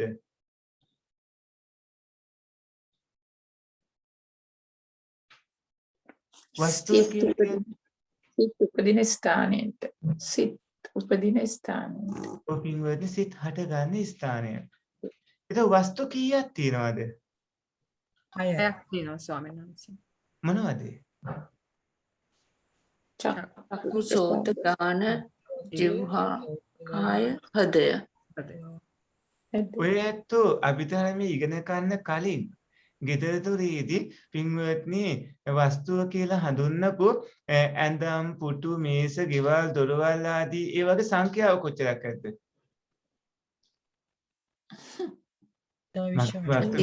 පුතේ මගෙන් පස්සේ ඔබටයි කියලා එහෙම කියනවනේ සමහර දෙමව්පියෝ එහෙම දරුවනේ මේ වස්තුව මම මෙච්චර හම්බ කළේ ඔය දරුවන්ට කියලා. එතකොට ඔය ඇත්තෝ එහෙම හඳුන්වන දේවල් කොච්චරක් තියෙනවද? සීමාවක් නැතුව තියෙන සම්මන්ස. හැබැයි ඒ ඔක්කොම සත්‍යයක්ද බොරුවක්ද? බොරුවක්. ස්වාමීන් වහන්සේ. ඒවට ආයු කාලය කොච්චරද තියෙන්නේ භෞතික දේවල් වලට? චිත්තක්ෂණ 17යි. චිත්තක්ෂණ 17යි.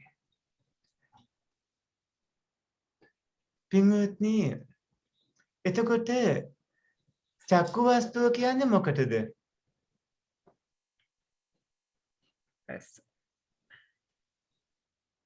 අපි හරියට සුන්දර තැනකට ඇවිල්ලා තියෙන්නේ. මොකද මේ පාඩයෙන් පස්සේ චිත්ත වීති පටන් ගන්නවා. දැන් ඔක්කොම කියන්න ඕන මූලික දේවල් කියලා උගන්වලා ඔය ඇත සූදානම් කරලා ඉවරයි චිත්ත වීති වලට යන්න. ඒ පාඩම අපූර්වට තේරෙයි හැමදේම ඔය ඇත මූලිකව සියල්ලම එකක් නෑ ඉගෙන ගත්ත හින්දා. හැබැයි පාඩම් 31යි.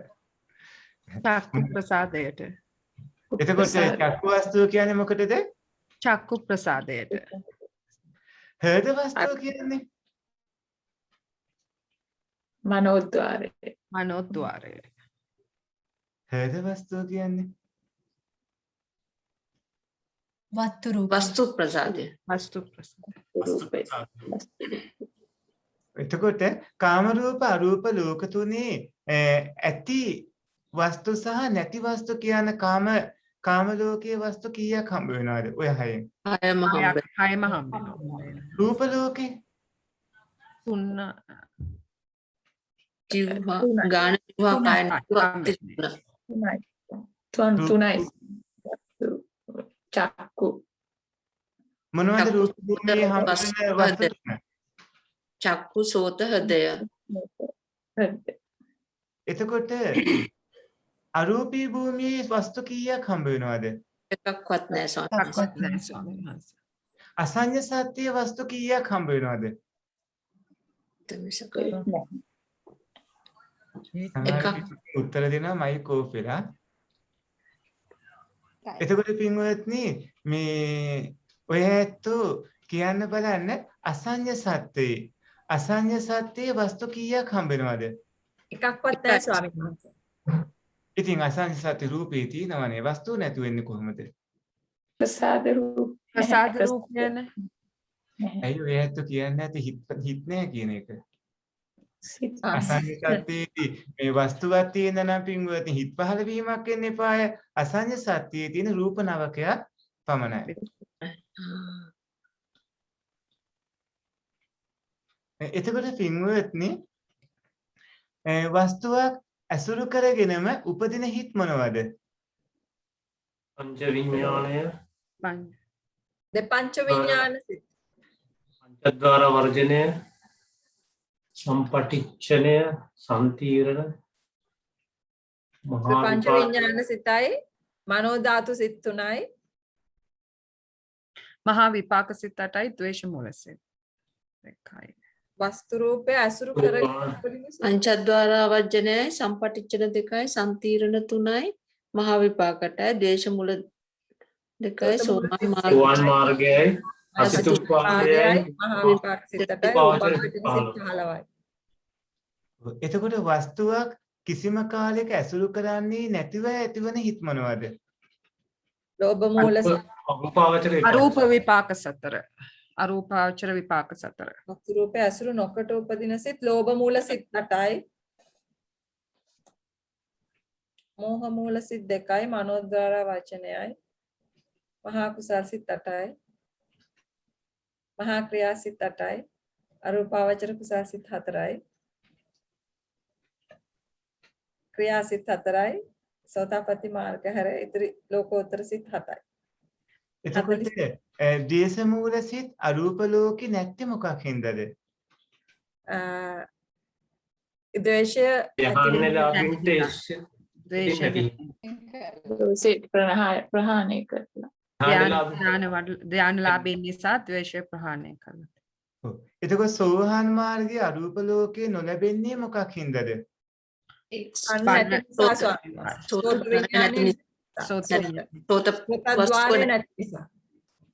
අරූප භූමියේ සෝවාන් මාර්ගයේ නොලැබෙන්නේ සෝතද්වාරේ නැති නිසා. සෝතද්වාරේ නැති නිසා. සෝතද්වාරයේ ධර්ම ශ්‍රවණය කිරීමට රූපයක් නැති හින්දා ඇහුම්කන් දෙන්නට හැකියාවක් නැති හින්දා. හොඳයි පින්වත්නි, මේ විදිහට ඔය ඇත්තෝ ඒ ටික දැන ඉගෙන ගන්නට ඕන. දැන් අපි ඊළඟට යමු වෙන්නේ පින්වත්නි චිත්ත වීති වලට.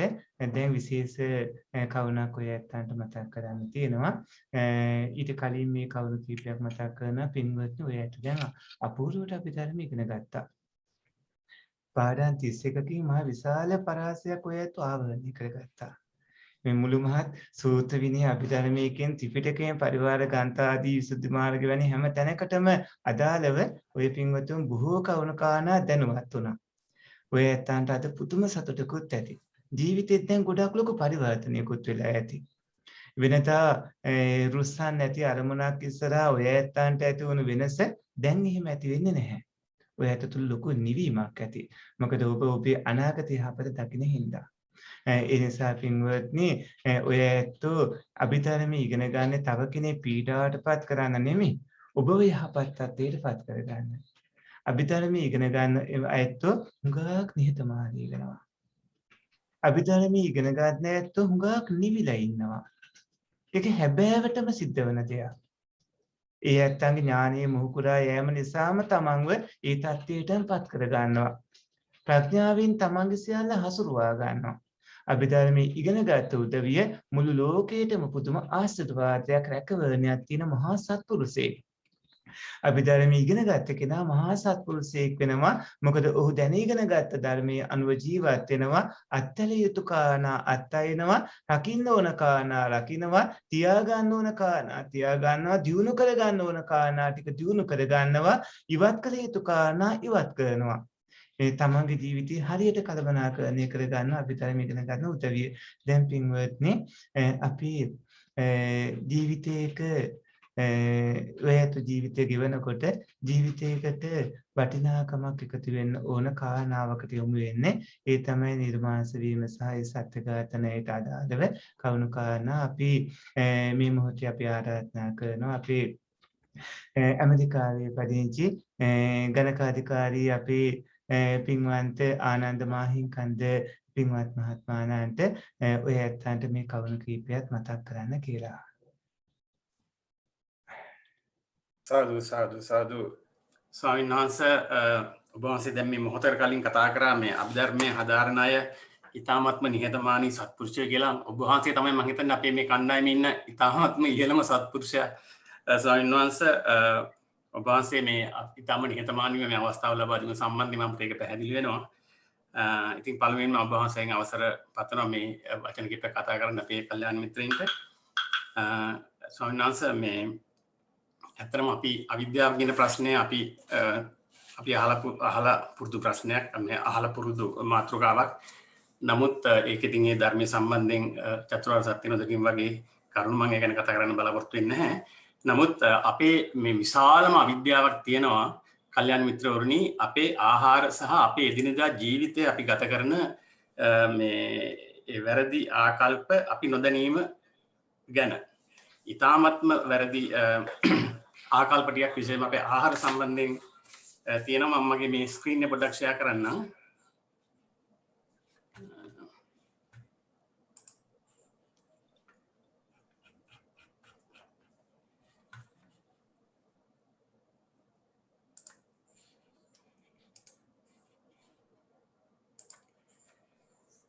ඉතින් මම හිතුවා පොඩ්ඩක් මේ ගැන දැනුවත් වෙන්න, මේ දැනුවත් කරන්න කෙනෙකුට හිතෙන්න පුළුවන් පොඩකින් විනාඩියක් ඉන්නේ මේ මම හිතන්නේ බෑග්ග්‍රවුන්ඩ් නොයිස් එකක් එනවා. Asura, can you off that computer?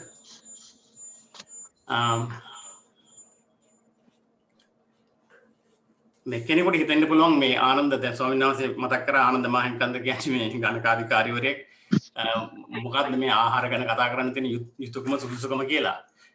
මිත්‍රවරුනි, අපේ ආහාර ගැන අපි තමයි දැනගන්නට ඕනේ. දැන් බුදුහාමුදුරුවොත් මේ කතාව දේශනා කරලා තියෙනවා සබ්බේ සත්ත ආරත්තිටිකා කියලා. ඒකලම මේ බටහිර වෛද්‍ය විද්‍යාවේ බටහිර වෛද්‍ය විද්‍යාවේ පියා කියලා අපි අඳුනා ගන්න හිපොක්‍රටිස්තුමා. දැන් බටහිර වෛද්‍යවරු බටහිර වෛද්‍ය විද්‍යාව කියන්නේ වෛද්‍ය විද්‍යාලයෙන් ඉවත් වෙලා ගන්න ආඥා කියන්නේ ඕත් එක දිවුරම ගන්නෙත් මේ හිපොක්‍රටිස් ඕත් එක කියන එතුමා තමයි බටහිර වෛද්‍ය විද්‍යාවේ පියා. ඉතින් එතුමා කියලා තියෙනවා ආහාර කියන්නේ තමන්ගේ බෙහෙත් වෙන්න ඕනේ කියලා. ආහාර කියන්නේ තමන්ගේ බෙහෙත් ආහාර වෙන්න ඕනේ, ආහාර තමන්ගේ බෙහෙත් වෙන්න ඕනේ. ඒ මොකද්ද මේ කියන්නේ?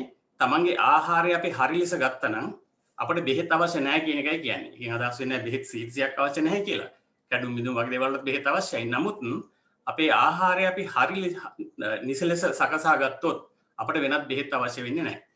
ඉතින් අපි කවුරුත් දැන් අපි ආහාර ගන්නකොට අපි ප්‍රෝටීන් මිත්‍යාවල් ප්‍රෝටීන් ඕන නිසා මේ සතුන්ව කන්න ඕනේ ආදී වශයෙන් අපි මේ සතුන් මරාගෙන කනවා. මේ සතුන් මරාගෙන කෑම අනුමත කරපු පුද්ගලයෙක් නෙමෙයි බටහිර වෛද්‍ය විද්‍යාවේ පියා. එතුමා නිර්මාංශයි වීගන්. සම්පූර්ණයෙන්ම අපට අවශ්‍ය පෝෂණය ලැබෙන්නේ ශාක වලින්. සම්පූර්ණයෙන්ම ලැබෙන්නේ. අපේ ශරීරය කිසිසේත්ම මස් මාංශ කිරි බිත්තර කියන සත්ව ප්‍රෝටීන් එකට සත්ව ආහාර වලට යෝග්‍ය දෙයක් නෙමෙයි. මට වෙලා තිබුණොත් මම පොඩ්ඩක් කතා කරන්නම්. අපට පහු වෙලා මේ අපේ ශරීරය ගැන පොඩ්ඩක් කතා කරන්නම්. ඉතින් ඒ අනුව මට ඇත්තට මම ලෝකේ දින මම හිතන්නේ අපි කවුරුත් නොකාපු බොහෝ මස් වර්ග කාපු කෙනෙක්. මම දඩයන් කරලා තියෙනවා, මම මාළු වලක් තියෙනවා.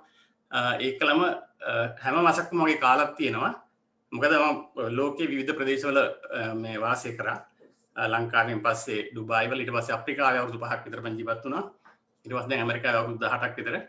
ඉතින් මේ කාලය තුළ මම නොකාපු මසක් නැති තරම්. ඉතින් නමුත් මට අහම්බෙන් යන්න අවස්ථාවක් ලැබුණා. ඇමරිකාවේ තියෙනවා මේ vegetarian vegan summer festival කියලා විශාල වර්ක්ෂොප් එකක් අවුරුද්දක් ගානේ.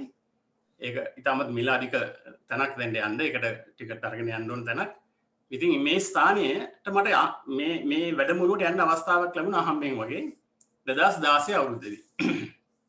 මෙතෙන්ට ගියාම එතන සාමාන්‍ය වෛද්‍යවරු, විශේෂඥයෝ, එතකොට පරීක්ෂකවරුන්, රිසර්චර්ස්ලා ඇවිල්ලා මෙතන තමන්ගේ දත් ඉදිරිපත් කරන ලෝකෙ තියෙන බලවත්ම ස්ථානයක්. මේ ඒ දේශකයෝ 70 දෙනෙක් විතර මේකට සහභාගී වෙනවා. මිනිස්සු 1000ක් විතර මේකට සම්බන්ධ වෙනවා. සතියක් පුරා පිට්ස්බර්ග් විශ්වවිද්‍යාලය තමයි මේ දේශන පැවැත්වෙන්නේ.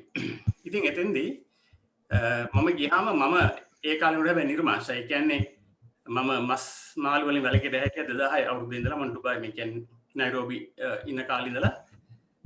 නමුත් අපිට ප්‍රෝටීන් අවශ්‍යයි එහෙම කියලා ඒ කියන මතේ මත මම කිරි සහ බිත්තර ආහාරයට ගත්තා. නමුත් මේ කියන 2016 අවුරුද්දේ මේ වෙජිටේරියන් සමර් ෆෙස්ට් කියන ඒ වර්ක්ෂොප් එකට ගිය වෙලාවේ මට තේරුණා අපි කොයි තරම් අවිද්‍යාවකද ඉන්නේ, කොයි තරම් අපි අපේ ඇඟට හානි කරගන්නවද මේ කිරි බිත්තර ආදී සත්ව ආහාර ආහාරයට ගැනීම තුලින්. මස් මාළු කිරි බිත්තර වලින්. ඉතින් මට හිතුණා ඊට පස්සේ දැන් මම ලංකාවේ නිදහස් අධ්‍යාපනය ලබාගෙන මේ ලෝකෙ තැන් තැන්වල ජීවත් වෙච්ච කෙනෙක්. මට හිතුණා මෙතනින් මම ලබාගත්ත මේ දැනුම අපේ ලංකාවේ සහෝදර සහෝදරයන්ට අපේ ජනතාවට කියලා දෙන එක මහා විශාල කුසලයක් කියලා. මොකද හේතුව මේ කතාව ලංකාවේ කියන්න කෙනෙක් නැහැ. මේ කතාව ලංකාවේ කියන්න කෙනෙක් නැහැ. මම සාමාන්‍ය මම ගැන අති ස්ටෝක්ස්ෙන් කියනවා නෙමෙයි.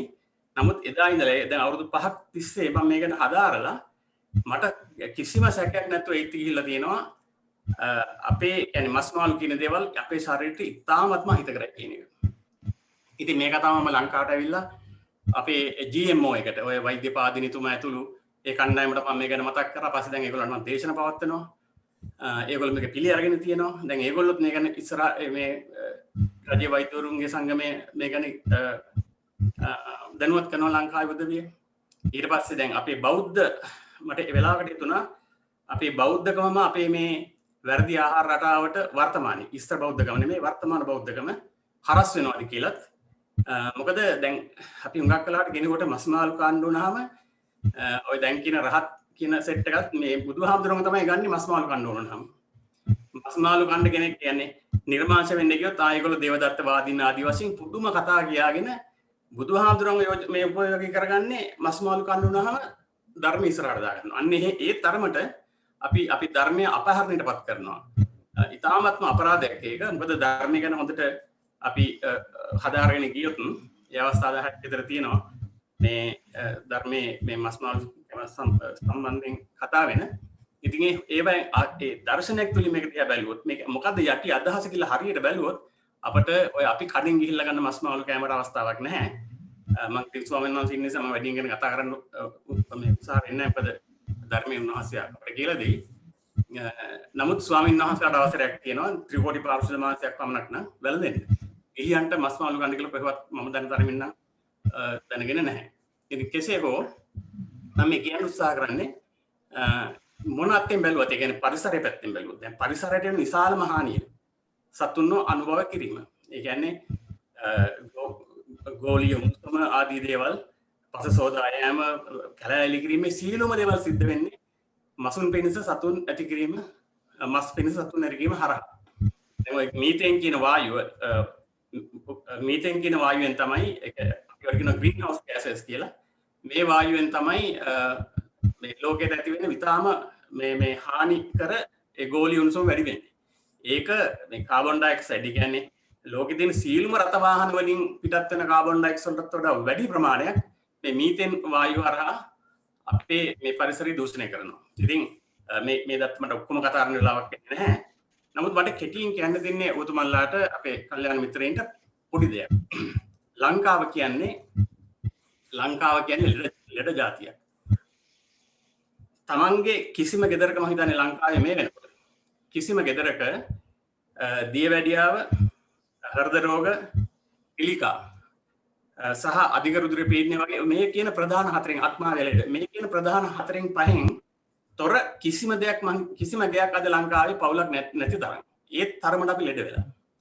දැන් ලෝකේ වෛද්‍යවරු විශේෂයෙන් බටහිර වෛද්‍යවරු පුනපුනා කියනවා මේ પરම්පරාව අපේ දරුවෝ අපට ඉස්සෙල්ලා මිය යනවායි කියලා. ඒක තමයි ඒකට ඒ තරමට අපි වසකන්නේ. ඉතින් අපි වසකනවා කියලා කියනකොට අපි හිතනවා මේ කෘමිනාශක විස බෙහෙත් කියලා. නෑ මිත්‍රවරුනි ඊට වඩා ඉතාම අධික වසක් අපි කනවා මස් මාංශ හරහා. මස් මාංශ හරහා අපි කන්නේ මොකද ඒවට ඔය කියන රසායනික ද්‍රව්‍ය ඔක්කොමත් මොකද සත්තු ගන්නේ ඒ තනකොළ ඒවට දෙනවා ඊට පස්සේ හෝමෝන ගහනවා සතුන් මහත් කරන්න ඊට පස්සේ ඇන්ටිබයොටික්ස් ලෝකෙදී හදන ඇන්ටිබයොටික්ස් වලින් කියන්නේ ප්‍රතිවේධක ඖෂධ වලින් 80%ක් යොදාගන්නේ සතුන්. එතකොට මේ ඉක්මන පුම්බල ගන්න ගහන හෝමෝනත් වගේ සහ කල්දා බෑග් ගැනීමේදී අපි මේගොල්ලන්ට ගහන විස රසායනික මේ හැම දෙයක්ම අපිට ඉතාමත්ම අහිතකර දේවල්. ඊට අමතරව මස් වල තියෙන ඇත්තටම අපට අහිතකර දෙයක්. මම යමක් පොඩ්ඩක් මතක් කරන්නම්. දැන් අපි ප්‍රෝටීන් මිත්‍යාවක් තියෙනවනේ. දැන් බලන්න මිත්‍රවරුනි අපි කවුරුත් වෙළඳ ප්‍රචාරණක දැනීම හරහා අපට එන්නේ ප්‍රෝටීන් අවශ්‍යයි. ශක්තිය අවශ්‍යයි කියලා කියන්නේ. දැන් ප්‍රෝටීන් නැති වෙලා එහෙම නැත්නම් ප්‍රෝටීන් ඌනතාවය කියලා ලෙඩක් ලෝකේ නැහැ. ඔබතුමාලා කවුරු හරි දන්නවද ප්‍රෝටීන් නැතුව මැරිච්ච කෙනෙක්? එහෙම දෙයක් නැහැ. අපිට ප්‍රෝටීන් අවශ්‍ය දෙයක් තමයි. නමුත් ප්‍රෝටීන් අපට අවශ්‍ය ප්‍රමාණයට අපේ ශාක ආහාර වලින් ලැබෙනවා. අත්‍යවශ්‍ය ප්‍රෝටීන් එකට කියනවා essential amino acids කියලා. මේ අත්‍යවශ්‍ය ප්‍රෝටීන් ඔක්කොම තියෙන්නේ ශාකවල. 9ක් තියෙනවා. ඒ 9ම ලැබෙන්නේ ශාක හරහා. සතුන්ගෙන් නෙමෙයි. සතුන් ගන්නෙත් ශාක වලින්. ඉතින් දැන් මෙහෙම තත්ත්වයක් තියෙනකොට අපි දන්නවා දැන් සාමාන්‍ය ප්‍රෝටීන් වලින් කරන්නේ ඇඟේ මාංශ පේශි හදන එක. ඒතකොට ලෝකේ ලොකුම ජව සම්පන්න මාංශ සහිත සතුන් ඉන්නේ ශාකාහාර සතුන්. ඒ කියන්නේ අශ්වය, පලි, කංග වගේ සතුන්, රයිනෝසිරස් මේ ඔක්කොම ශාකභක්ෂක සතුන්. ඉතාමත්ම ශක්තිමත්යි. අනිත් එක දීර්ඝ කාලයක් ඒගොල්ලෝ ජීවත් වෙනවා.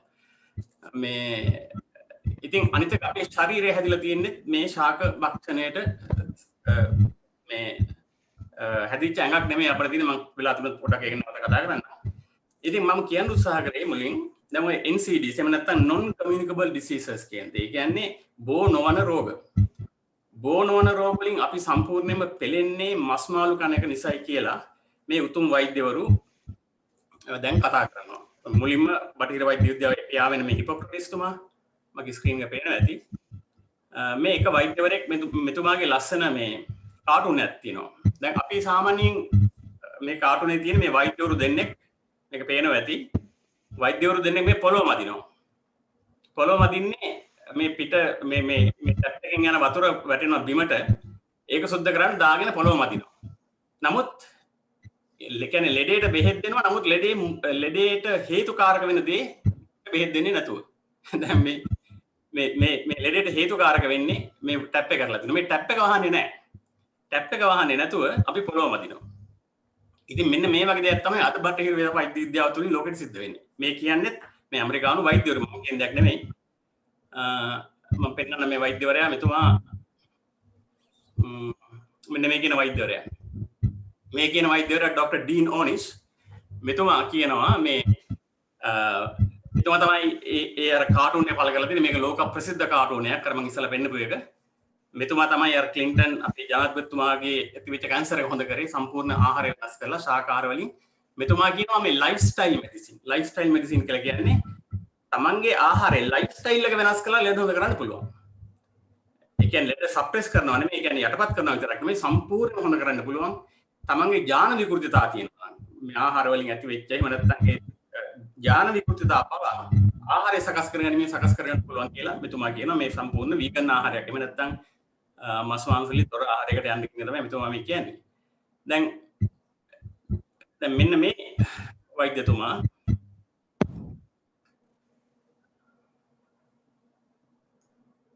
මම මේක මේ මට ඔක්කොම කියන්න නැතිව මම එහෙම පෙන්නන්නේ. දැන් මෙතන මේ ඉන්නේ ડોક્ટર කිම් විලියම්ස්. ડોક્ટર කිම් විලියම්ස් කියන්නේ ඇමරිකානු හෘද රෝග වෛද්‍ය විශේෂඥ සභාවේ හිටපු සභාපතිවරයා.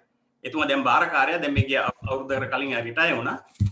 මෙතුමා කියනවා මේ there are two kinds of cardiologists. මේ කියන්නේ මෙතුමා කියනවා මේ හෘද රෝග විශේෂඥ වර්ග දෙකක් ඉන්නවා. එක කොට්ටාසයක් වීගන්ස්ලා. වීගන් කියලා කියන්නේ සම්පූර්ණම මස් මාංශ කිරි බිත්තර වලින් තුරන් වෙච්ච කට්ටිය. අනිත් කොට්ටාසේ දත්ත දන්නේ නැති කට්ටිය කියලා. ඒ කියන්නේ යම්කිසි හෘද රෝග වෛද්‍ය විශේෂඥයෙක් දත්ත දන්නවා නම් එයාට මස් මාළු කන්න බෑ කියලා මේ කියන්නේ. ඒ කියන්නේ නොදන්නා කට්ටිය ඔය කනවා. නමුත් හරි හෘද රෝග වෛද්‍ය විශේෂඥයෝ සම්පූර්ණයෙන්ම නිර්මාෂ වෙන්න ඕනේ කියන එක තමයි මෙතුමා කියන්නේ. මේ කියන්නේ පොඩි කෙනෙක් නෙමෙයි. Doctor Kim Williams, president of American College of Cardiology. එතකොට දැන් මේ වගේ වෛද්‍යවරු ගොඩාක් ඉන්නවා. දැන් මෙතන මේ ඉන්නවා ડોક્ટર මේ ඉන්නේ ડોક્ટર නීල් බර්නාඩ්. මේ ડોક્ટર නීල් බර්නාඩ් කියන මේ උතුම් වෛද්‍යවරයා මේ මෙතුමන්ලා කියන්නේ මේගොල්ලන්ගේ පරම්පරාවම මේ කැටල් රෑන්චර්ස්ලා. ඒ කියන්නේ මේ හරක් වගා කියන්නේ සත්ව ගොවිපළ අයිතිකාරයෝ. නමුත් මෙතුමා දැන් සම්පූර්ණයෙන්ම වීගන්. මෙතුමා ලෝකෙම දැන් කියන්න හදන කියමින් උත්සාහ කරනවා මස් මාළු කන්න එපයි කියලා. කිරි බිත්තර කිරි බොන්න එපයි කියලා. මොකද මේවා තියෙන ඉතාමත්ම අපේ ශරීරයට අහිතකර වස. ඉතින් එතකොට මේ තව වෛද්‍යවරයෙක් මෙතුමා කියනවා කවුස් මිල්ක් ප්‍රෝටීන් මේ විද සිංගල් දැන් කිරි අපි ආහාරයට ගන්න කිරි තමයි අපේ කටෙන් දාගන්න පුළුවන් වැඩිම පිළිකාකාරකය. අපේ කටෙන් දාගන්න පුළුවන් වැඩිම පිළිකාකාරකය කිරි කියන එක මේ උතුම් වෛද්‍යවරයා මෙතුමා මහාචාර්යවරයෙක් කෝර්නල් විශ්වවිද්‍යාලයේ ඩොක්ටර් කොලින් කැම්බල් මේ ලෝක ප්‍රසිද්ධ මේ චයිනා ස්ටඩි කියන රිසර්ච් එකකින් මෙතුමා දැන් අවුරුදු 30කට පමණ කලින් කරපු රිසර්ච් එකක් මෙතුමාව මේ කිරි සමාගම් වලින් ඇරියා මේ කිරි සහ මස් අපේ ශරීරයට අවශ්‍යයි කියන රිසර්ච් එක කරන්න. ඒක තමයි මෙයාට ඔප්පු කරන්න ඕන කරලා තිබිච්ච දේ. නමුත් මෙයා රිසර්ච් එක කරද්දී තේරුම් ගත්තා මේවා ඉතාමත්ම අහිතකරයි මිනිස්සු මැරෙන්නේ මේවයින් කියලා. පස්සේ අර මෙයාගේ වාර්තාව ඉදිරිපත් කරේ මේ මස් සහ කිරි සමාගම් වලට විරුද්ධ දෙයක්. ඒගොල්ලන්ට කියන්න ඕන දෙයක් නෙමෙයි මෙතුමා ඇවිල්ලා කිව්වේ. ඉතින් අන්තිමට මෙතුමාට විශ්වවිද්‍යාලයෙන් යන්නත් උනා. නමුත් දැන් මෙතුමා ලෝකේ ඉතාමත්ම මේ කියන්නේ එක්සත් ජාතික සංවිධානය ඇමරිකන් රජයේ මේ වගේ ආයතන වලට උපදේශනය සපයමින් මේ කතාවල් කියාගෙන යනවා. ඉතින් කියන්නේ මේවා ඉතාමත්ම අහිතකරයි කියන එක. ඉතින් මෙතුමා කියනවා කිරි කියන දේ තමයි කෙනෙකුට කටෙන් දාගන්න පුළුවන් වැඩිම පිළිකාකාරකය මේ ලෝකේ අපි ගන්න ආහාර වලින් කියලා. ඉතින් මේ වගේ තව ගොඩාක් තියෙනවා. මේ ඉන්නේ ඩොක්ටර් කොලින් මයිකල් ක්ලැපර්. ඉතින් මේ ඉන්නේ අරමල්ලගේ මුලින් ඩොක්ටර් ඩීන් වෝනිස්. මෙන්න මෙතුමා ඩොක්ටර් මයිකල් ග්‍රෙගර්. මෙන්න මෙතුමා තමයි මාව ඇත්තටම වීගන් කරේ. කියන්නේ මම අර කීපු අර වෙජිටේරියන් වීගන් සමර් ෆෙස්ට් කියන ඒ වර්ක්ෂොප් එකට ගිය වෙලාවේ මෙතුමාගේ ලෙක්චර් එක තමයි මුලින්ම ඇහුවේ. මම එවෙලේ හිතුවා ජීවිතේට මම ආපහු කිරි සහිත දෙයක් හෝ බිත්තර හෝ වෙන කිසිම සත්ව ආහාරයක් කටට තියන්නේ නැහැ. ඒ තරමට වස කියන එක මට මෙන්න මෙතුමා තමයි කියලා දුන්නේ. එතුමාගේ ලෙක්චර් එකේදී මම ඒක මේ අවබෝධ කරගත්තේ. මෙතුමාගේ ලස්සන කතාවක් තියෙනවා. මෙතුමා අවුරුදු 9ක පුංචි දරුවෙක් කාලේ මෙතුමාගේ ආච්චිය මම හොස්පිටලෙට ඇඩ්මිට් කරලා තියෙනවා. මේ හෘදයාබාධයක් ඇදිලා. ඉතින් වෛද්‍යවරු මම බොහොම කෙටියෙන් කියන්නේ ලස්සන දිග කතන්දර මේවා. ඉතින් වෛද්‍යවරු කිව්වා මේ අන්තිමට මෙයාට හොඳ කරන්න බෑ කියලා ගෙදර ඇරියා. සුමානක් දෙකක් ජීවත් වෙයි මේ ආච්චි අම්මා. ඊට පස්සේ මේ එයා මැරෙනවා. මොකද හෘදයාබාධය ඉතාමත්ම උග්‍රයි කියලා. පස්සේ වෙනත් වෛද්‍යවරුන්ට මේගොල්ලන් පෙන්නුවා මේ ආච්චිමව පෙන්නුවා. පස්සේ ඒ වෛද්‍යවරු මෙයාව නිර්මාංශ කරලා පස්සේ තව අවුරුදු 30ක් ජීවත් වුණා කිසිම කරදරයකින් තොරව 65 ඉඳලා 95 දක්වා. ඉතින් එතකොට මෙතුමාගේ වයස අවුරුදු 9යි. පස්සේ මෙතුමා මේ වෛද්‍ය විද්‍යාලය ඉදිරිපත් කළා මේ ගැන රිසර්ච් කරන්න පටන් ගත්තා. කොහොමද මේ මෙච්චර කාලයක් මේ ආච්චිම ජීවත් වුණේ කියලා. පස්සේ දැන් මෙතුමා ලෝකෙටම කියාගෙන යනවා මේ මස් මාළු කිරි බිත්තර තියෙන අහිතකර භාවය. ඉතින් මෙතුමාගේ තියෙනවා how not to die කියලා මේ තියෙන දකුණු පැත්තේ how not to die මැරෙන්නේ නැතුව ජීවත් වෙන්නේ කොහොමද කියලා පොතක් හදලා තියෙනවා මේ ලෝක ප්‍රසිද්ධ පොතක් ඇමරිකන් බෙස්ට්සෙලර් පොතක් මේක. ඉතින් මෙතුමා මේකෙදි කියනවා අපි හදාගන්න ලෙඩ රෝග මිනිස්සු වැඩියෙන්ම ලෝකේ මැරෙන ලෙඩ රෝග 15ක් ලිස්ට් කරලා ඒ 15න් 14ක්ම හැදෙන්නේ අපි මේ යන්නේ මස් මාළු නිසායි කියලා. 7 වෙනි එක විතරක් 7 වෙනි එක තමයි මේ බෙහෙත් විස වෙලා හැදෙන මිනිස්සු මැරෙනවා 7 වෙනියට ලෝකේ මිනිස්සු මැරෙන සංඛ්‍යාවෙන් තමන් ගන්න බෙහෙත් විසීමෙන් තමයි කියන්නේ වැඩි ප්‍රමාණයක් කියන්නේ ඒ 7 වෙනි තැනට පත් වෙලා තියෙන බෙහෙත් විසීම ඒ කියන්නේ ඒකත් එක්කලා ඒ 15න් 14ක්ම මිනිස්සු මේ යන්නේ මස් මාළු කිරි බිත්තර කියන මේ ආහාර ගැනීම නිසා කියන එක තමයි. දැන් බලන්න ඔබතුමාට සරල උදාහරණයක්. දැන් ලෝකේ වෙජිටේරියන් වෙලා කිසි කෙනෙක් කියන්නේ ශාකමය ආහාරයකට යොමු වෙලා හැදිච්ච ලෙඩක් තියෙනවද කවුරුත් දන්නවද? අපි දැන් මෙච්චර කතා වෙන අර කැන්සර් හොඳ නැහැ මේක හොඳ නැහැ මේක හොඳ නැහැ චිකන් හොඳ නැහැ කිය මේ කියාගෙන අපි කියාගෙන යනවා. නමුත් ප්ලාන්ට් බේස්ඩ් එහෙම නැත්නම් ශාකාහාරයෙන් හැදෙන ලෙඩක් අපි කවුරුත් දන්නේ නැහැ නේ මිත්‍රෝරණි. ඇයි අපිට මේක කරගන්න බැරි? ඇයි අපිට අපේ ලෙඩ රෝග හොඳ කරගන්න බැරි? මේ ඉතින් කරුණා කරලා අපේ කල්යාණ මිත්‍රවරු දැන් විශේෂයෙන් මම දන්නා මම ඉස්සෙල්ලා කිව්වා වගේ හැම ගෙදරකම අපි මේ ලෙඩ්ඩු ඉන්නවා. තමන්ට මේක ටෙස්ට් කරගන්න පුළුවන් මාස 2ක් ඇතුළත. මම මේ කියන දේ කරුණා කරලා හිතට ගන්න ලෙඩ වලින් හොඳ වෙන්න මොකද මගේ අයියා කෙනෙක් ඥාති සහෝදරයෙක් දවස් 2කට ඉස්සෙල්ලා මිය ගියා. මේ ගිය සිකුරාදා මිය ගියා. මගේ වයස අවුරුදු 66ක් විතර වයස අයියා කෙනෙක් මිය ගියා. ඉතින් අපි යාට මේ කතාව කිව්වා යාට පිළිගන්න බැරි වුණා. නමුත් මම මගේ පවුලේ ඥාතීන්ව වීගන් කරලා හක්කලා ඒගොල්ලන්ට තිබිච්ච කැන්සර්ස් හොඳ කරපු අවස්ථාවල් ඕන තරම් තියෙනවා. ඒ තරමට දෙයක් කරන්න පුළුවන් මේ තමන්ගේ ආහාරය වෙනස් කිරීම තුලින්. අර ඩොක්ටර් ඩීන් නෝනිස් මං ඉස්සලා පෙන්නුවේ එතුමා කියනවා වගේ ලයිෆ් ස්ටයිල් එක වෙනස් කරලා මෙතුමා කියනවා වගේ ලයිෆ් ස්ටයිල් එක වෙනස් කරලා තමන්ගේ ජීවන රටාව වෙනස් කිරීමෙන් අපට හිතා ගන්න බැරි යහපතක් මේ තමන්ගේ ශරීර සෞඛ්‍යයට කරන්න පුළුවන්. ඉතින් මිත්‍රෝට මම කිව්වේ අපේ මේ ඇමරිකාවේ නෙවෙයි ලෝකෙම මිනිස්සු වැඩිම මියන්නේ හෘදයාබාධ වලින් ඊට පස්සේ පිළිකා ඊට පස්සේ දියවැඩියාව ආදී ඒ රෝග වලින් මේවා සම්පූර්ණයෙන්ම හොඳ කරගන්න පුළුවන් 99%ක්ම හොඳ කරගන්න පුළුවන්. ඉතින් මම මේ කියන්න හදන්නේ නැවත වරක් තම තමුන්ගේ ගෙවල් වල මෙහෙම රෝගියෙක් ඇති මම දන්නවා හොඳටම ඉන්නවා දියවැඩියාව තියෙන එහෙම නැත්නම් හෘද රෝග තියෙන මෙහෙම කට්ටිය ඉන්නවා කොලෙස්ටරෝල් වැඩි කට්ටිය ඉන්නවා.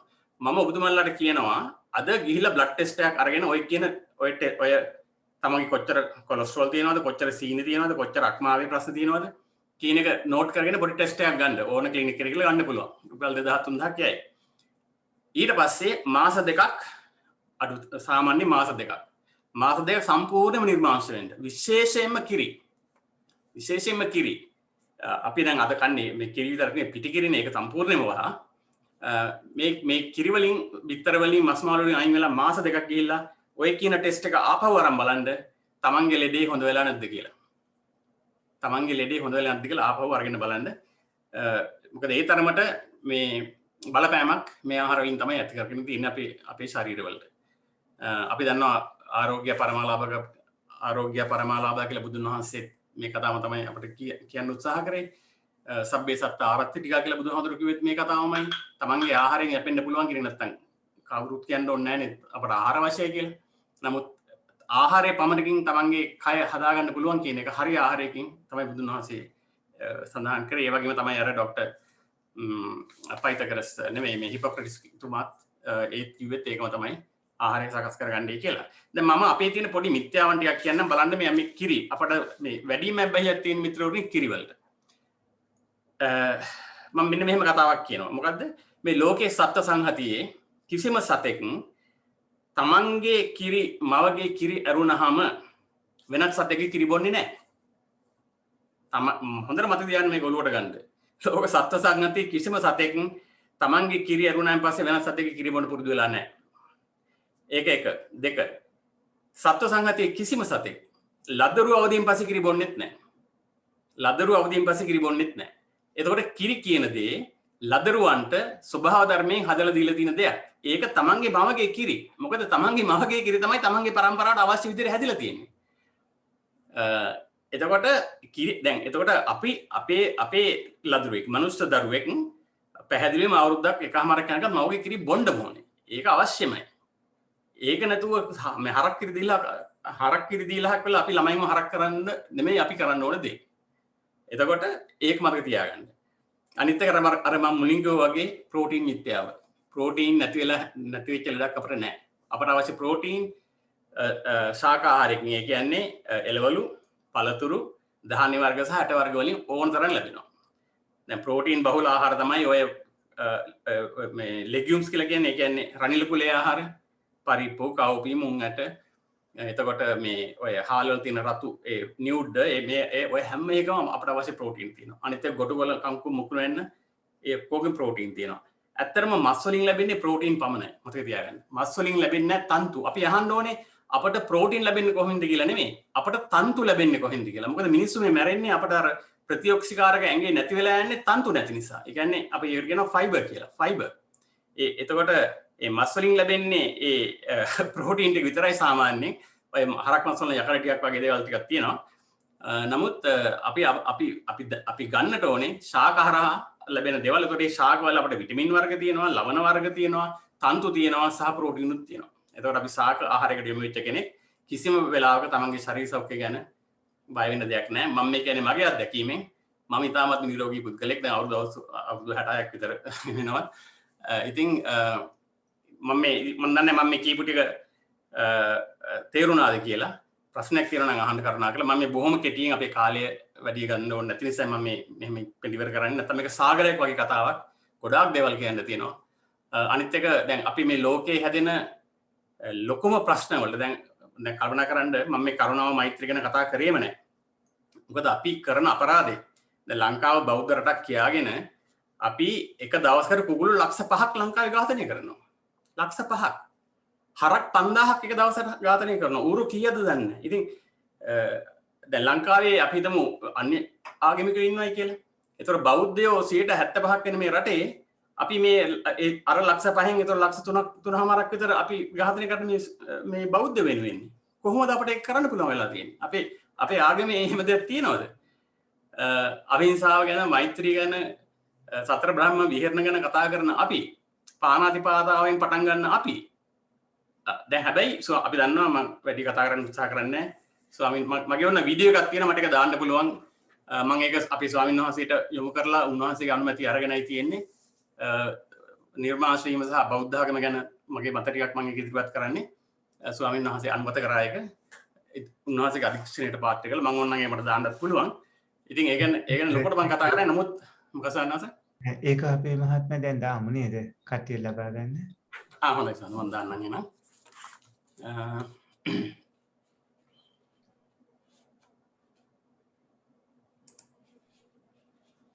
හැමෝම ඒ ලබා ගන්න. මගේ මේ ඉස්සලා ස්ක්‍රීන් එකේ පෙනුණා නේද? ඉස්සලා නැද්ද? මම ඉස්සලා ස්ක්‍රීන් එක ෂෙයා කරා එක දැක්කද? දැක්ක. ඕකේ. හරි. මම පොඩ්ඩක් ඒක නවත්තලා මම මේ ඒක දාන්නම්.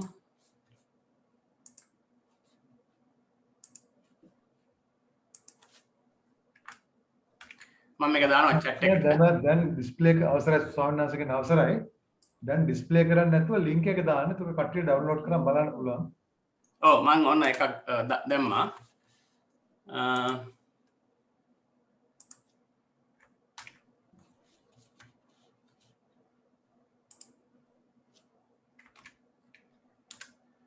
මම පොඩි වීඩියෝස් දෙකක් දැම්මා.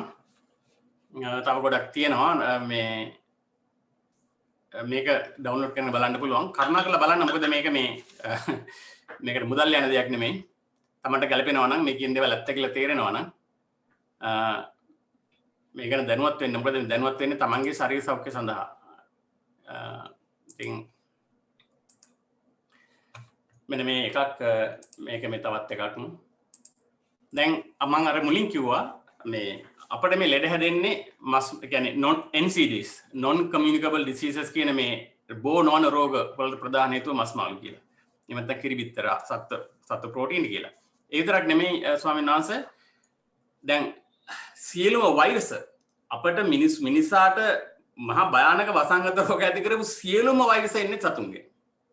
සියලුම වෛරස් 99%ක්ම මට 100ක් කියලා කියන්න බෑ.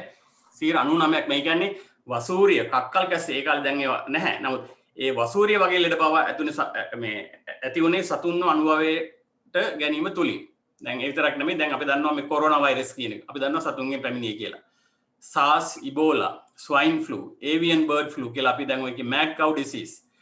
ඔය ආදී මෙකිනෝකී සියලුම මේ වෛරස් වර්ග මනුෂ්‍යයර වැළඳෙන්නෙත් සත්ව ආහාර තුලින්. සතුන්ව මැරීම තුලින් ඒ කාර්ය හරහා තමයි සිද්ධ වෙන්නේ. ඉතින් අපි බෞද්ධ වශයෙන් බෞද්ධකම කෙසේ වෙතත් තමන්ගේ නිරෝගීතාවය රැක ගැනීම සඳහා අපිට කරන්න පුළුවන් තමන්ට කරන්න පුළුවන් එකම යහපත කිසිම වීදමක් නැතුව තමන්ට තමන්ගේ දෙමව්පියන්ට ඥාති මිත්‍රයන්ට කියන්න පුළුවන් එකම දේ තමයි මෙන්න මේක කියලා මම විශ්වාස කරනවා මේ අපේ නිරෝගීතාවය වෙනුවෙන්.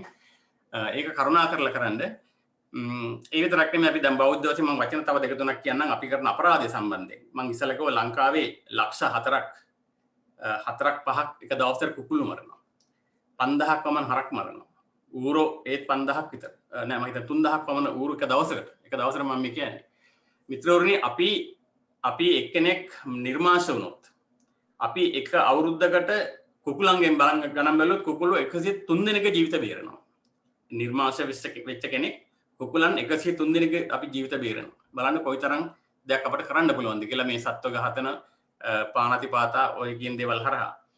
මේ ඊට අමතරව පරිසරයට තියෙන බලපෑම මිත්‍රවරුනි ලෝකයේ එක වසරකට බිලියන 70ක් බිලියන වලින් 70ක් අපි සතුන්ව බෝ කරලා ඇති කරලා ඝාතනය කරනවා.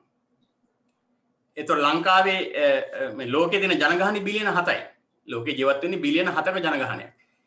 ඒ වගේ දස ගුණයක් අපි සතුන්ව බෝ කරනවා, ඇති කරනවා, ඝාතනය කරනවා එක අවුරුද්දක් වර්ෂයක් පාසා. ඒ කියන්නේ ලෝක ජනගහනය වගේ දස ගුණයක් අපි සතුන්ව ඇති කරනවා. මේ ඇති කිරීම තුලින් අපි පරිසරයට කරගන්න හානිය. කොහෙන්ද මේ සතුන්ට කන්න දෙන්න තියෙන්නේ? ලෝකේ හදන ආහාර වලින් 70% යන මේ සතුන්ට කන්න දෙන්න. ලෝකේ හදන ආහාර වලින් 70% යන සතුන්ට කන්න දෙන්න. අපි ලෝකේ මුහුණ දීලා තියෙන ප්‍රශ්න ගොඩක් තියෙනවා. ඒ කියන්නේ ජලහිගේ ආහාරහිගේ. ලෝකේ ওই බිලියන 7න් බිලියනයක් මන්ද පෝෂණයෙන් පෙළෙනවා.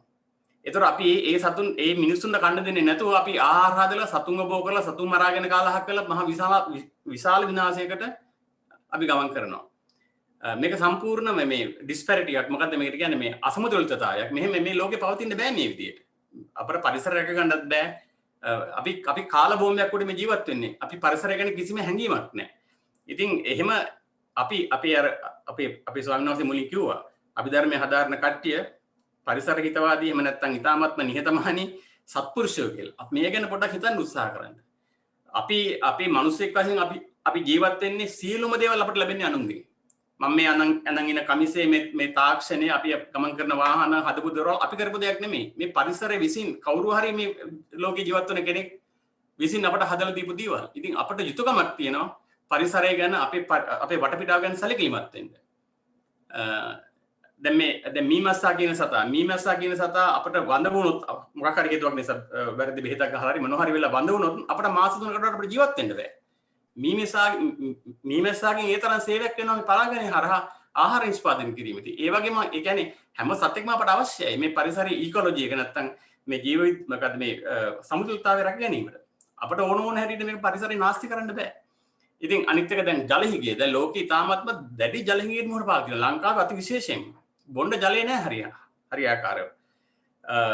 නමුත් අපි මේ සත්ව ගොවිපළ හරහා වියදම් කරන ජල ප්‍රමාණය අතිමහත්. මම එක උදාහරණයක් කියන්නම්. දැන් එළවලු රාත්තලක් හදාගන්න කල්යාණ මිත්‍රවරුනි අපට අවශ්‍ය වෙන සාමාන්‍ය ජල ගලු සාමාන්‍ය 25ක් විතර. ගැලුම් වලින් 25ක් විතර අවශ්‍ය වෙනවා. කෙනෙකුට ගෙස් කරන්න පුළුවන්ද මස් රාත්තලකට කොච්චර ජලය ඕනේද කියලා? හරක් මස් රාත්තලකට. ගැලුම් 2500ක් අපට ජලය අවශ්‍යයි හරක් මස් රාත්තලක් හදාගන්න. බලන්න කොයි තරම් අධික ජල ප්‍රමාණයක් අපි වියදම් කරනවද කියලා. මේ ලෝකයේ මේ ජල හිගත් වෙන කාලෙක. ඉතින් මෙන්න මේ වගේ විශාල ඩිස්පැරිටිස් මේ වගේ විශාල අසමතුලිතතාවයන් ඉකොලොජි එක අපි නැත්තරම නැති කරනවා. දැන් ඇමසන් වනාන්තර මේ ගොඩාක් මේවා කපායිලි කරනවා සතුන් බෝ කිරීම සඳහා. ඉතින් මේක අපට ඔරොත්තු දෙන්නේ නැහැ. ඉතින් මම කියන්නේ කරුණා කරලා තමන්ගේ නිරෝගීතාවය වෙනුවෙන් තමන්ගේ මානසික ශක්තිය දැන් ඇත්තට මම නිර්මාණ සුණෙන් පස්සේ මගේ ඇඟේ තිබිච්ච ලෙඩ ටික හොඳ වෙලා ගිය හැටි. මගේ පවුලේ උදවියගේ ලෙඩ හොඳ වෙලා ගිය හැටි. මගේ ඥාතින්ගේ මම කියන හැම එක්කෙනාගේම. දැන් මම ඔබතුමාලාට ටෙස්ට් එකක් දුන්නා. මාස 2ක් ඇතුළත මේක ටෙස්ට් කරලා බලන්න තමන් විසින්. මේක ටෙස්ට් කරලා බලන්න. බලන්න තමන්ගේ ලෙඩ හොඳ වෙන්නේ නැද්ද කියලා. මේ ආහාර වෙනස් කිරීමෙන්. ඉතින් ඒකට අපට සැක්‍රිෆයිස් කරන්න තියෙන්නේ කටේ දිවේ තියෙන ඒ රස නහර ටික විතරමයි. නමුත් ඇත්තට මේ ටිකෙන් අපි මේ මස් මාළු වලින් අයින් වුණාන් පස්සේ සුමාර 2-3ක් ඇතුළත එතකොට තමයි අපට තමන් කන ආහාරවල නියම රසය දැනෙන්නේ. හරි රසය දැනෙන්න පටන් ගන්න. අපි හරිය නිකන් බුලත් ටිකක් කෑම පස්සේ බත් කෑම අපට බත්වල රස දැනෙන්නේ නැහැ වගේ මේ මස් මාළු කිරිබිත්තර නිසා අපට අපේ ආහාරවල රස දැනෙන්නේ නැහැ. අපට දැනෙන්නේ අර රසය විතරයි. ඉතින් ඒක නිසා පොඩි කාලයක් අරගෙන මාස 2ක් අරගෙන මේකෙන් අයින් වෙලා තමන් සූපත් කරගන්න සතුන්ව සූපත් කරන්න ලෝකෙම සූපත් කරන්න ඉතාමත්ම කරුණාවෙන් ඉල්ලා සිටිනවා තමන්ගේ යහපත සහ ලෝකයේ යහපත සඳහා. ප්‍රශ්න මොනවද තියෙනවා නම් අහන්න පුළුවන්. සාන්ත මට වෙලා තියෙනවා තව විනාඩි 5ක් විතර. නැත්ද? ඔව් අපේ මහත්ම කතා කරන්නේ ඒ වගේම මේ අර අපි ලින්ක් එක දැක්කේ නෑ අනිත්‍යයට ලැබුණාද දන්නේ අපිට පේනුන්නේ නෑ. නෑ සෝනස් ලින්ක් එක වැටලා නැහැ. වැටුනේ නැද්ද? ලින්ක් එක වෙලා නැහැ. දැකින්න බලන්න.